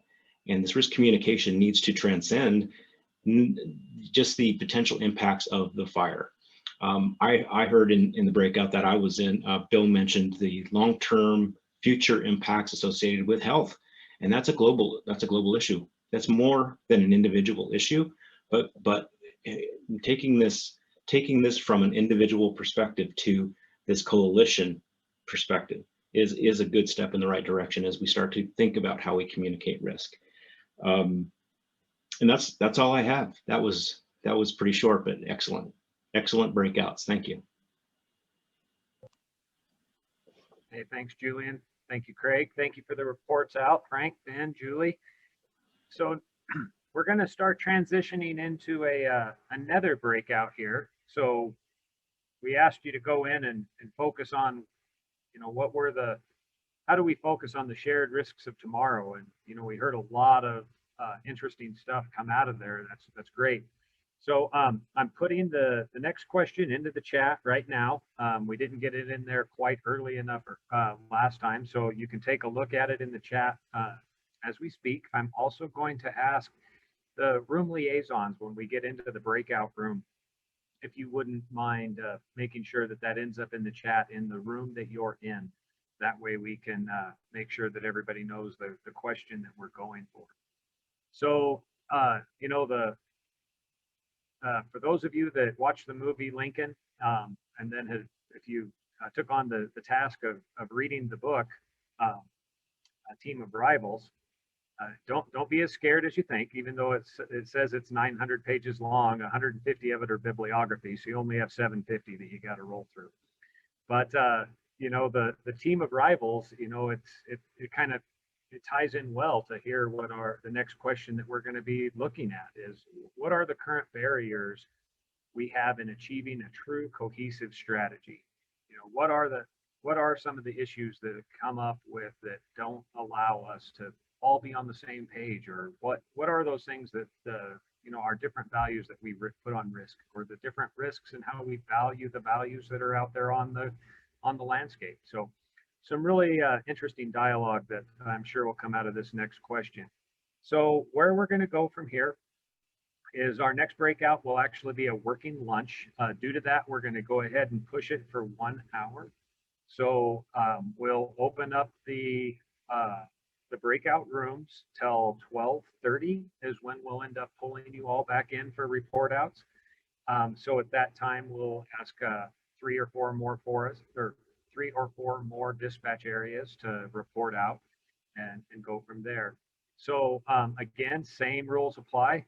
If you would please select somebody to be a spokesperson for your group in the event that you're called upon, and we'll go forward from there. And if you would take notes, again, like I said, we will condense this down into a learning document, something that will be able to, you know, be that good tickler list as we do have smoke in the air when these discussions are taking place, and just a good solid reminder. So with that, I'm going to turn it back over to James, and we'll ship us out to our rooms. Thank you all for the reports out. Good conversation thus far.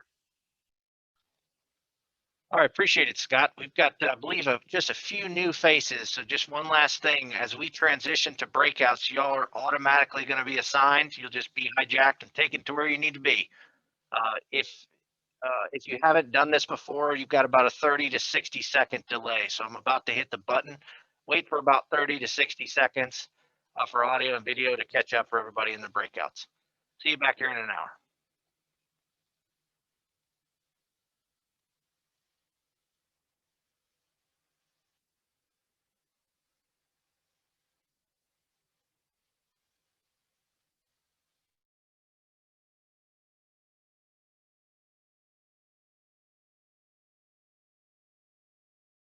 After their lunchtime discussion, again, I bounced around between a couple different rooms and heard some really interesting different conversations on, you know, what are some of the barriers for establishing cohesive strategy. You know, everything from mixed missions and different strategies around fire to risk appetite and how much people are willing to accept or not accept on some risks, and good things there. Communication and like some of the hurdles that are involved, that COVID last year, and now even working in a virtual environment, how we're able to, you know, have some of those communication barriers that were, you know, historically weren't there, and how we're able to overcome them. So some really good stuff to take forward with that. So with that, we'll go ahead and proceed into our breakouts. I'm gonna try to get 4 of them in this time. As we move forward and get ready to move into our next one. So just try to move through them and we'll go from there. So let's see, do we have our representative from the Cody dispatch? Are you up? Yes, I am. Right, so our group touched on a few things there, and some of the ones that even Scott there had mentioned.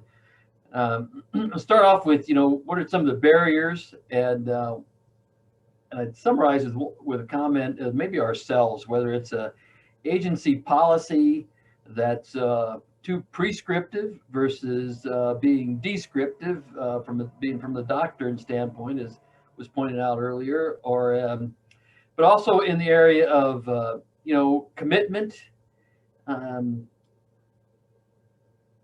Are we dedicating the resources and the time needed, whether it's in the advanced planning part of it, working with our partners and cooperators, or even at the incident time? Do we have a good process, a standard process in place where we've got all the parties that are involved that need to be involved? And often this extends not just the the firefighting or emergency responding resources and entities, but it goes as well to the other entities in the community that are being affected by it.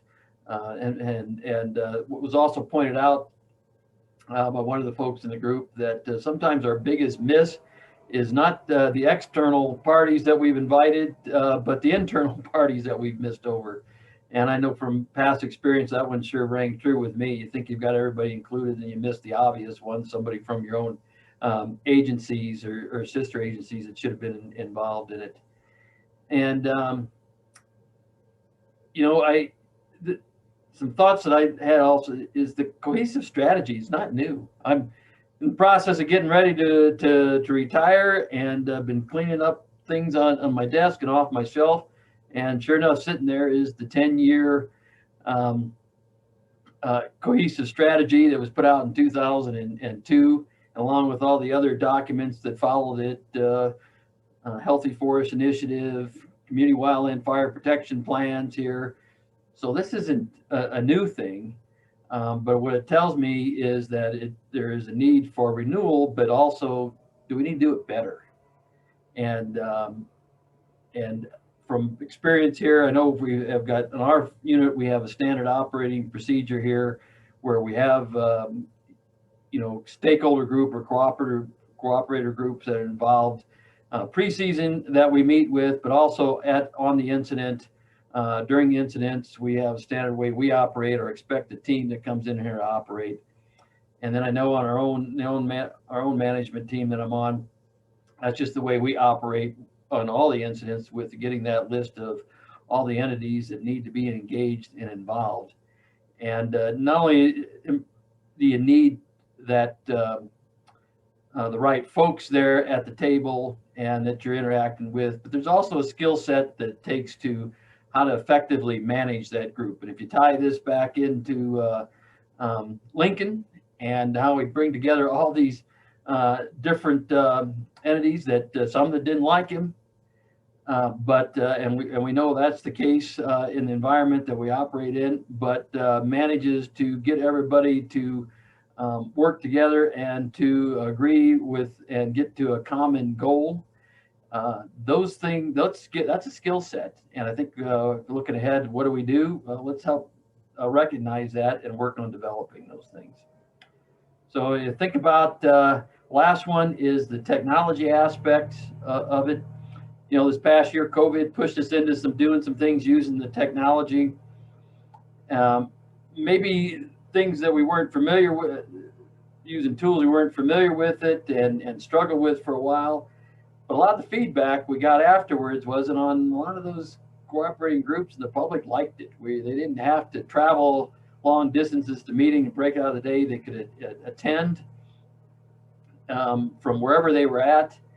And so I think we need to continue to recognize in the future going forward, we will be doing business that way a lot more often, and we need to make sure that we're getting access to that right technology and better skills at using it. I think I'll stop there, Scott, and pass it back to you.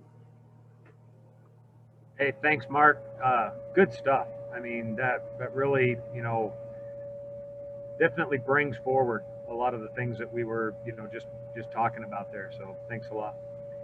We're going to scooch on down to Fort Collins. Do we have a spokesperson from Fort Collins online? Hey everybody, this is Scott Haas. I'm the district ranger in the Clear Creek Ranger District on the ARP. So barriers to achieving true cohesive strategy. So something that Colonel Huddleston said, I think hit home to our group a little bit. We typically walk into meetings and we start espousing our values and needs. And I think we need to take that time and walk into a meeting and ask what the stakeholders' why is. The other thing that kind of resonated there was one of Pincho's maxims for the Forest Service folks. This will make sense for those others that might not, but maxim number 3 is more trouble to consult with the public than to ignore them, but that is what you are hired for. We talked a lot about just having the time and resources to do the strategic planning, and that could be related to the cohesive strategy or anything that our public agencies do, just setting aside that time to have those conversations before you need to jump into the operational risk management piece. We need to know what's really important to the groups. And we just need to anticipate and plan, and that time to coordinate is one of the biggest barriers. Need time to build those relationships too. Fortunately for the ARP, I think we have really strong relationships across the agencies. Certainly room for improvement, but we kind of saw that with the incidents we had this year, that pre-planning those relationships are strong. They certainly could be stronger moving forward. One of the biggest challenges we feel the group felt was rectifying the differences in the agency's missions. Those definitely can be challenges. There's a lot of commonalities behind those, but sometimes when an agency is set up by Congress or a state agency to do a certain thing, that might be in conflict with the other agencies. Going back to the cohesive strategy, how do we define resilient landscapes? Has that changed now in this paradigm we're working in? How do agencies, the communities, and the firefighters define what a resilient landscape is? What's a fire adapted community? Has that paradigm changed a little bit as well? In just the recognition of the differences in risk tolerance, experience, and one of the things that came up, not in a bad light, but how does politics play in? The fire wardens in Colorado are the county sheriffs, so they're elected officials. How does that play into the decisions they make and their risk tolerance? So, Scott, that's kind of big picture where we're at with the group. Okay, hey, thanks, Scott. We'll go ahead and head on over the hill there from Fort Collins to Craig. Do we have a group representative from Craig? Hey, Scott, Jay. So had a lot of the same stuff that's been mentioned. Mission statements or missions of each of our agencies for sure differ. That could add some barriers. Cost efficiency, to make that resilience landscape, and prioritizing the investments that once we do start, can be some barriers that pop up. Also, the education and communication is huge, which brings to us, we're the barriers. We have great relationships, lots of places, but we can always improve, and sometimes we just need to acknowledge that we are the barriers. Reluctant to move forward with the change, that sometimes can be part of that barrier. And another one that was really brought up in our group was the turnover in people. We got lots of line officers, lots of FMOs moving around all the time. We build great relationships and start down a great path, and then off to the next place they go or we go. So that can be a barrier for sure. Our NEPA process, once we get the projects identified, is continuing across that border or that boundary. It takes time, and there are huge barriers between different policies for sure. And then just remembering that, acknowledge that the values that are identified and they go well past the fire or well past that project. You know, the values go on and on and on, and identifying that and always coming back to that is critical to help moving projects and stuff forward. But that's kind of all we had hit on. That's it. Hey, thanks, Jay. Yeah, I think I heard several other groups have, you know, very similar conversations around that. So definitely some high points there. Okay, the last group we'll go to in this breakout session, Montrose. Do we have a spokesperson? Hey, Scott, thanks a bunch. Yeah, our group hit on many of the same topics that the other groups did. A few of those were different missions. You know, we have different engagement levels with our other federal partners. We have elected officials that we continually have to educate, and their personal interest can oftentimes have a lot to do with how engaged that they want to be, and continuing to educate as those officials come and go. Another thing that our group talked about was social license, and do we have the social license to work at, you know, at scale? And that's something that has to be built early. You know, on the GMEG, we have examples with CFLRP or SpeedMeter and other adaptive management groups that, you know, engage those diverse stakeholders for shared goal setting and prioritization, and that kind of stuff is really important. You know, and I think that if we do start to really want to work at that with the pace and scale, that maybe some of those adaptive management groups are where we're going to have to bring up some tough questions, not only natural starts on the landscape, but maybe prescribed fire in wilderness areas and some of those places that we haven't been yet. But what our group really ended up settling on and discussing was our agency as a barrier to cohesive strategy.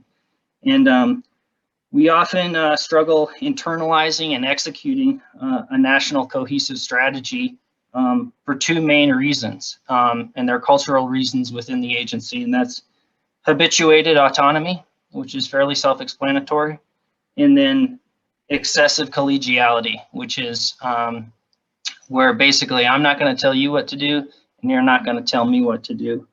And it's really difficult. One of the things that we love about working for this agency is that habituated autonomy, that discretion that we have at many levels, you know, at the module leader level, like myself, up through district rangers and forest supervisors. And so, you know, Craig earlier, when he addressed the group, had said that culture trumps strategy. And I can't really think of a more clear example of that than when we're trying to roll out this cohesive strategy, because our culture is that we don't want a centralized national cohesive strategy, and we don't really internalize that. We want to do it at a unit level or at a forest level. And so I think that that's one of our biggest barriers, you know, because there's been a lot of national effort put into developing good goals and a cohesive strategy. And if we can really get that out and make it known and have people internalize it, and so that our brand new firefighters coming into the agency really have an understanding of the goals and the values of the agency, and we can anchor our decisions back to that, it's very important, you know. And so we know we want resilient landscapes, we know we want fire adapted communities, and we know we want to respond to wildfire. So how can we, you know, in 3 words, really get a more strategic vision that aligns nationally all the way down through the district level?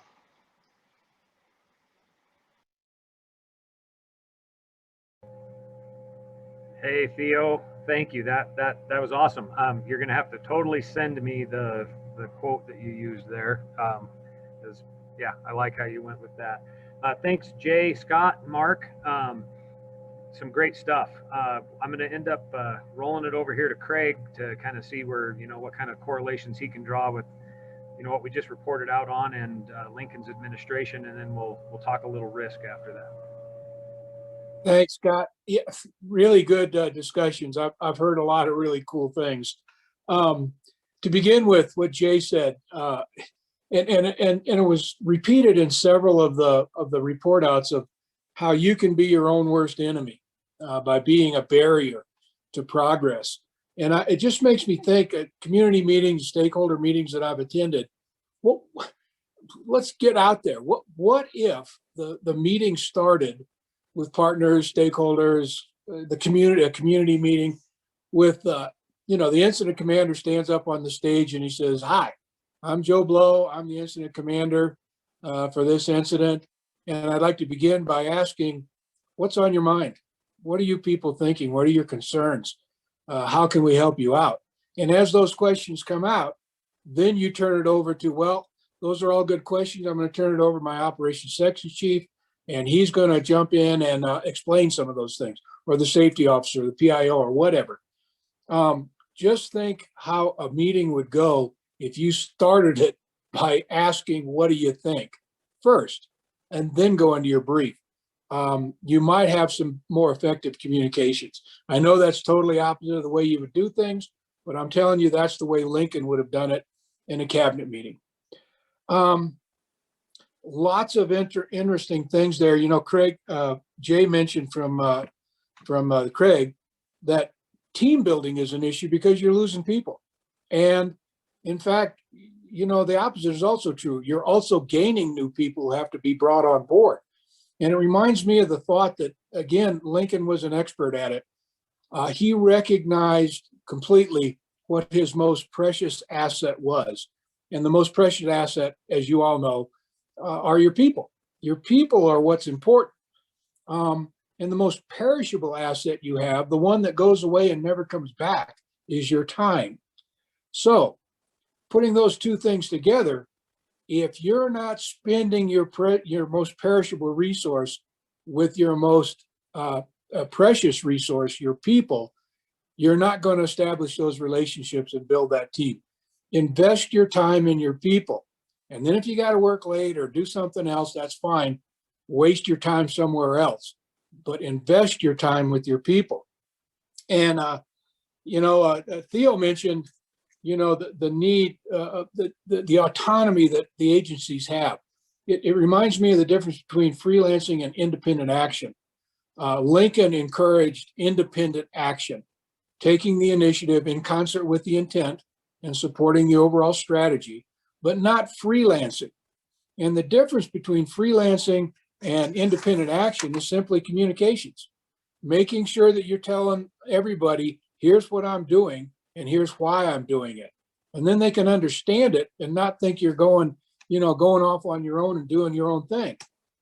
And the barriers that you've talked about, and in our group, in the regional office group and state groups, very similar. The barriers you're talking about can be eliminated, some of them, not all of them, of course. And it reminds me of the metaphor, particularly for this group, that the best time to plant a tree was 20 years ago. The second best time is right now. Lots of things are going on in the incident management and ICS world at NMAC and NWCG and the various WOs and an entire new administration. Lots of changes are underway. And now is your opportunity to influence those changes. And as I mentioned, outside of Region 2, nationally, you can influence things by providing your input to the various subcommittees at NWCG or NMAC or wherever these decisions are going to be made. And as I mentioned to my group, you always got to keep in mind that if you're not at the table, you're on the menu. So get yourselves at the table and provide your input so that positive changes can be made. Julian, what are you thinking? So I think Julian had to jump on to another call real quick. So I'm going to kind of roll with some stuff here. So Craig, I think a couple of things that I'd highlight on that you just kind of went with is how you talked about Lincoln said that, or looked at his most valuable asset was his people. And when I'm listening to the report outs, I'm hearing, hey, we might be the barrier. There's sometimes we have differences in understanding definitions or the different missions of your agency. And I think that, the problem with people is people have opinions, but that's also the big advantage. And so if I'm going to tie this into risk management, I'm going to go to like the one of the third principles of operational risk management, which is making decisions at the appropriate level. And when they talk about it in there, when they talk about making those decisions, they recommend that those decisions be made at a level that most effectively understands the risk. And in order to effectively understand the risk, you have to have the most situational awareness that you can around those risks and values. And I got to go, where do you get those? Where do you get that situational awareness? And you get that situational awareness from the opinions, differing opinions of people. And so I really think that, it obviously can be a stumbling block, but it can also be that stepping stone that takes us in the right direction when we're looking at risk management and some of those and overcoming some of those issues that we have out there. So with that, I'm going to kind of transition it into our next breakout. And by that, I'm going to go ahead and throw the next breakout question into the chat right now so that you all can see it. And I'm going to preface this with a definition. So we're talking risk. So I'm just going to utilize the one out of the International Organization of Standards on what their definition of risk is. And that definition is the effect of uncertainty on objectives. So if we're looking at this question as we move forward into this last discussion breakout time, as we start to understand each other's perspectives, we also need to understand what piece of this we each may own. Pace and scale commensurate with these gigafires is a monumental task. How do we look at managing fires for risk mitigation, or how do we look at managing the effect of uncertainty on objectives, and how do we mitigate that when there are opportunities to do so? So again, I'm going to ask that the room liaisons please help get this message into the room chats so that you can take a look at it. If you want to cut or copy and paste it to something as you go, that's great. And we'll go ahead and we'll break out for about 35 minutes. We're going to take it right up to 1:30 on this, and then so 13:30, and then we will come back from our breakouts, and we'll do a quick report out and wrap up, and we'll try to make sure that we get everybody on the road out of here by 1400 as we promised. So with that, I'm going to turn it over to James, and we'll ship us out to our breakouts. All right, appreciate that, Scott. And again, just a reminder for everybody as we transition to these breakouts, please allow 30 to 60 seconds for everything to catch up, and then we'll be good to go. So we'll see you back here in a little bit.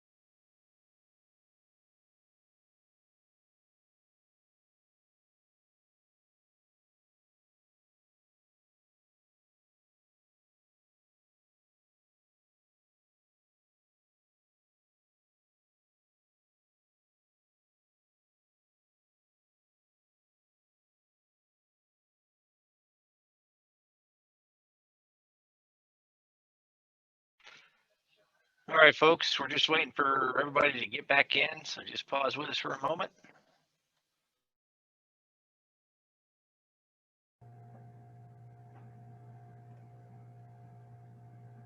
Hey everyone, welcome back. Sorry about that. I was the proverbial, hey, you're on mute, or didn't turn your video on. That seems to be the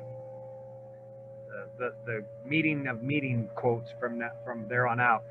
I'm not going to belabor anything too much. I'm just going to go ahead and go straight into the report outs. That way we can try to get through those and make sure that we keep the meat of the conversation based around those good, robust conversations. So with that, let's go to Grand Junction. Do we have a spokesperson from Grand Junction that happens to be on? Yeah, good afternoon, everybody. Justin Conrad. I'm the East Zone Fire Management Officer for the White River National Forest. A bit of a difficult conversation, I'd say. We talked a lot about managing for multiple objectives versus full suppression fires, and some of the perspectives that go along with that, as well as the limitations. Being able to communicate to the public why we might be doing full suppression on one piece and managing the fire on another piece based on values at risk. We talked about what we own. We own the turf. We own some of the fuels mitigation projects that we've done in the past. What we don't own, our neighbors' land, but also understanding their values, what's important to them. Which has been obviously a common theme through all the breakouts here. Where we put people on some of these fires for values at risk and resource availability in communicating that to the public. When we make our decisions, we have to own those. If we do decide to manage a fire based on risk management, and making sure we're providing a unified front to the public with all of our cooperators as well. Try to get everybody on the same page to move forward. Again, using all the tools that are available. Last season was pretty much full suppression. We're going to do full suppression and some of the limitations that provided us. So using all the tools in our toolbox as we can, using the available science to see where this fire may or may not go, where we tactically could grab a hold of it and try to move forward.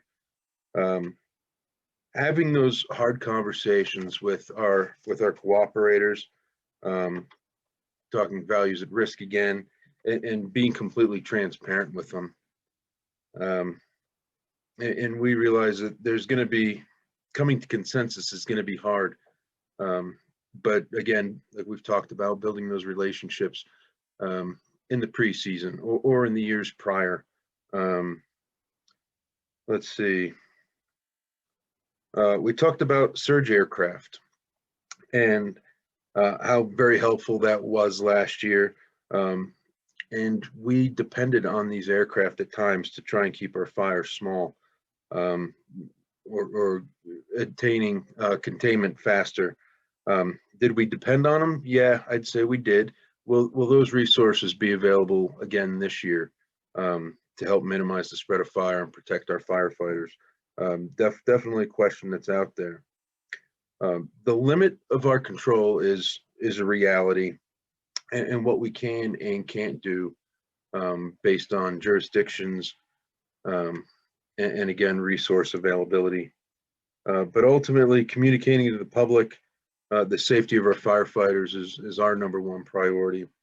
And going back to the basics on some of that, Lathan's brought up the fire triangle, pure and simple. Talking about topography, where we will not put people, where we can and cannot fly aircraft, based on the risks. And again, the values at risk. That's it from Grand Junction. Thank you.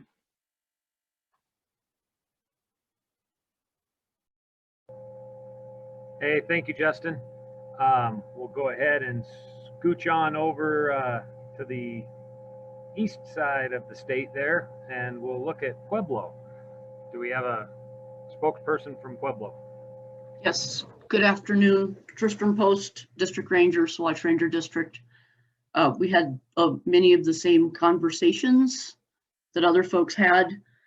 I think one of the summaries is that we own these at all different levels, from the local level to the forest level to the region. And I think that goes back to somebody mentioned in one of the earlier breakouts about not losing credibility. We talked about how the pods can be a really good tool to gain some ownership, bringing our partners and stakeholders in, giving them the pens and the pencils and letting them draw some of the lines, and it really gives them that ownership that they understand that. Sorry, I'm a little all over the board here.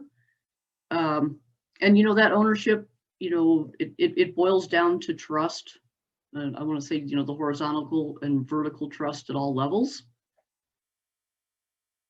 We talked a lot about, will a good fire prevent a bad fire in the future? And the answer was maybe. Every fire, every landscape is different. And, we need to be very clear on some of these fires when we are looking at managing them. What are our lenses? What are our authorities? And we need to be able to explain, is it the right place to insert people at the right time? And we have to explain the what and the why. And let's see. And then there was discussion about, getting buy-in for managing fires at different levels throughout our organizations and our partners.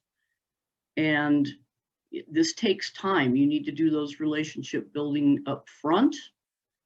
And giving the good reasons of the why so that we have support at those levels in case it does go bad. And we also talked about, well, if money wasn't part of the equation, I know some of our other agencies, they've talked about, well, yes, we trust you, we have faith in you, but if things go wrong and it gets outside of the box, who pays for it? And so part of the thing was, well, cost isn't necessarily just monetary. It can also have ecological and landscape implications. So I think that's what we had. If there's anybody else from my breakout group, something that I missed, let me know.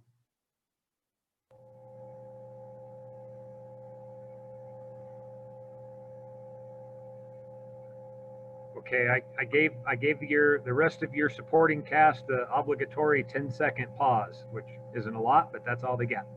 So thank you, Tristram. Sure. And we'll go over to our the last group that we have for the day. Let's go to the regional office and the state and federal partners. Good afternoon, everyone. I'm Brian Oxiger. I'm the BLM Colorado State FMO. And, our group hit on a lot of the same points that have already been discussed. We had a pretty good conversation on cost. And a lot of what we talked about is there's a feeling that, that becomes a huge barrier when we move off of federal land. Within the federal agencies, the cost piece of managing fire for resource benefit is something that we all accept. We understand that there's a cost to doing that. In some cases, that cost for that fire may be actually cheaper than a full suppression fire, but that's not always the case. But when we start to get onto private land, and specifically in Colorado, cost becomes a big factor as well as statute. It's just not an option in Colorado given the current laws. And so once you move past that, we talked about, well, what if it was an option? Because in some states, that is an option. And it really does come back to costs. And so we talked about, maybe something, and Brian brought this up, something similar to the fire fix that we have on the federal side for suppression costs, so that we don't have to go to fire borrowing anymore. If we could get something similar in place nationally, maybe a separate pot of money for those types of incidents that could assist the states and private landowners if things do go bad. Maybe that wouldn't be such a barrier to doing that across the landscape and not just on the federal side. So that's what we talked about quite a bit, especially in the second half of our conversation.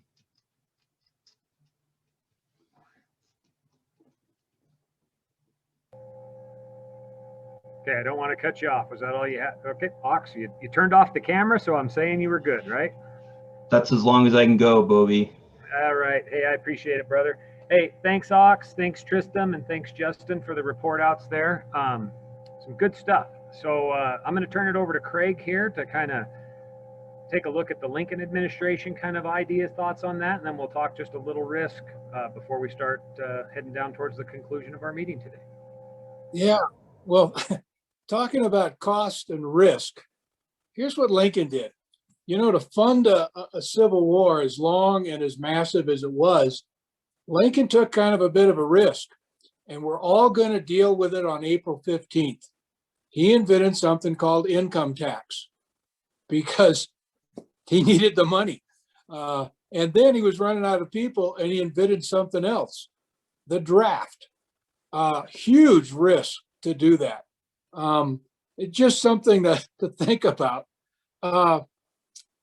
You know, we started this breakout with the recognition that it's pretty uncertain future, and my crystal ball is pretty cloudy. I don't know what's going to happen, and maybe if you do, you ought to buy a lottery ticket.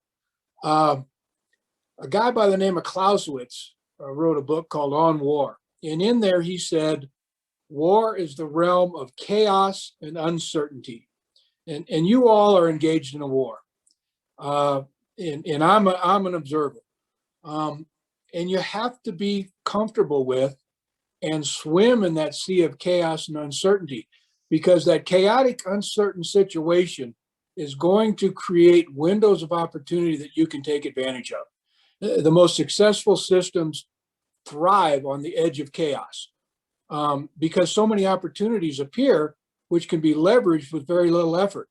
And many times it's a result of unintended consequences. As you look at the risk mitigation factors that you went into this year for COVID, look what the impact was on the crews with regard to their health and camp crud and vehicle accidents because they weren't traveling because they were spiked out. Those were all opportunities that were leveraged as a result of the chaos and uncertainty. There will be more coming up this season. So be alert for them and be prepared to grab a hold of them when they appear. It was mentioned that the importance of trust. You know, it's an old saying in the military, operations occur at the speed of trust. And there is a cost when you lose trust. And the interagency, the public, the states, the local governments, the elected officials, if you lose their trust, your operations are going to stop or be severely degraded. So you have to maintain that trust.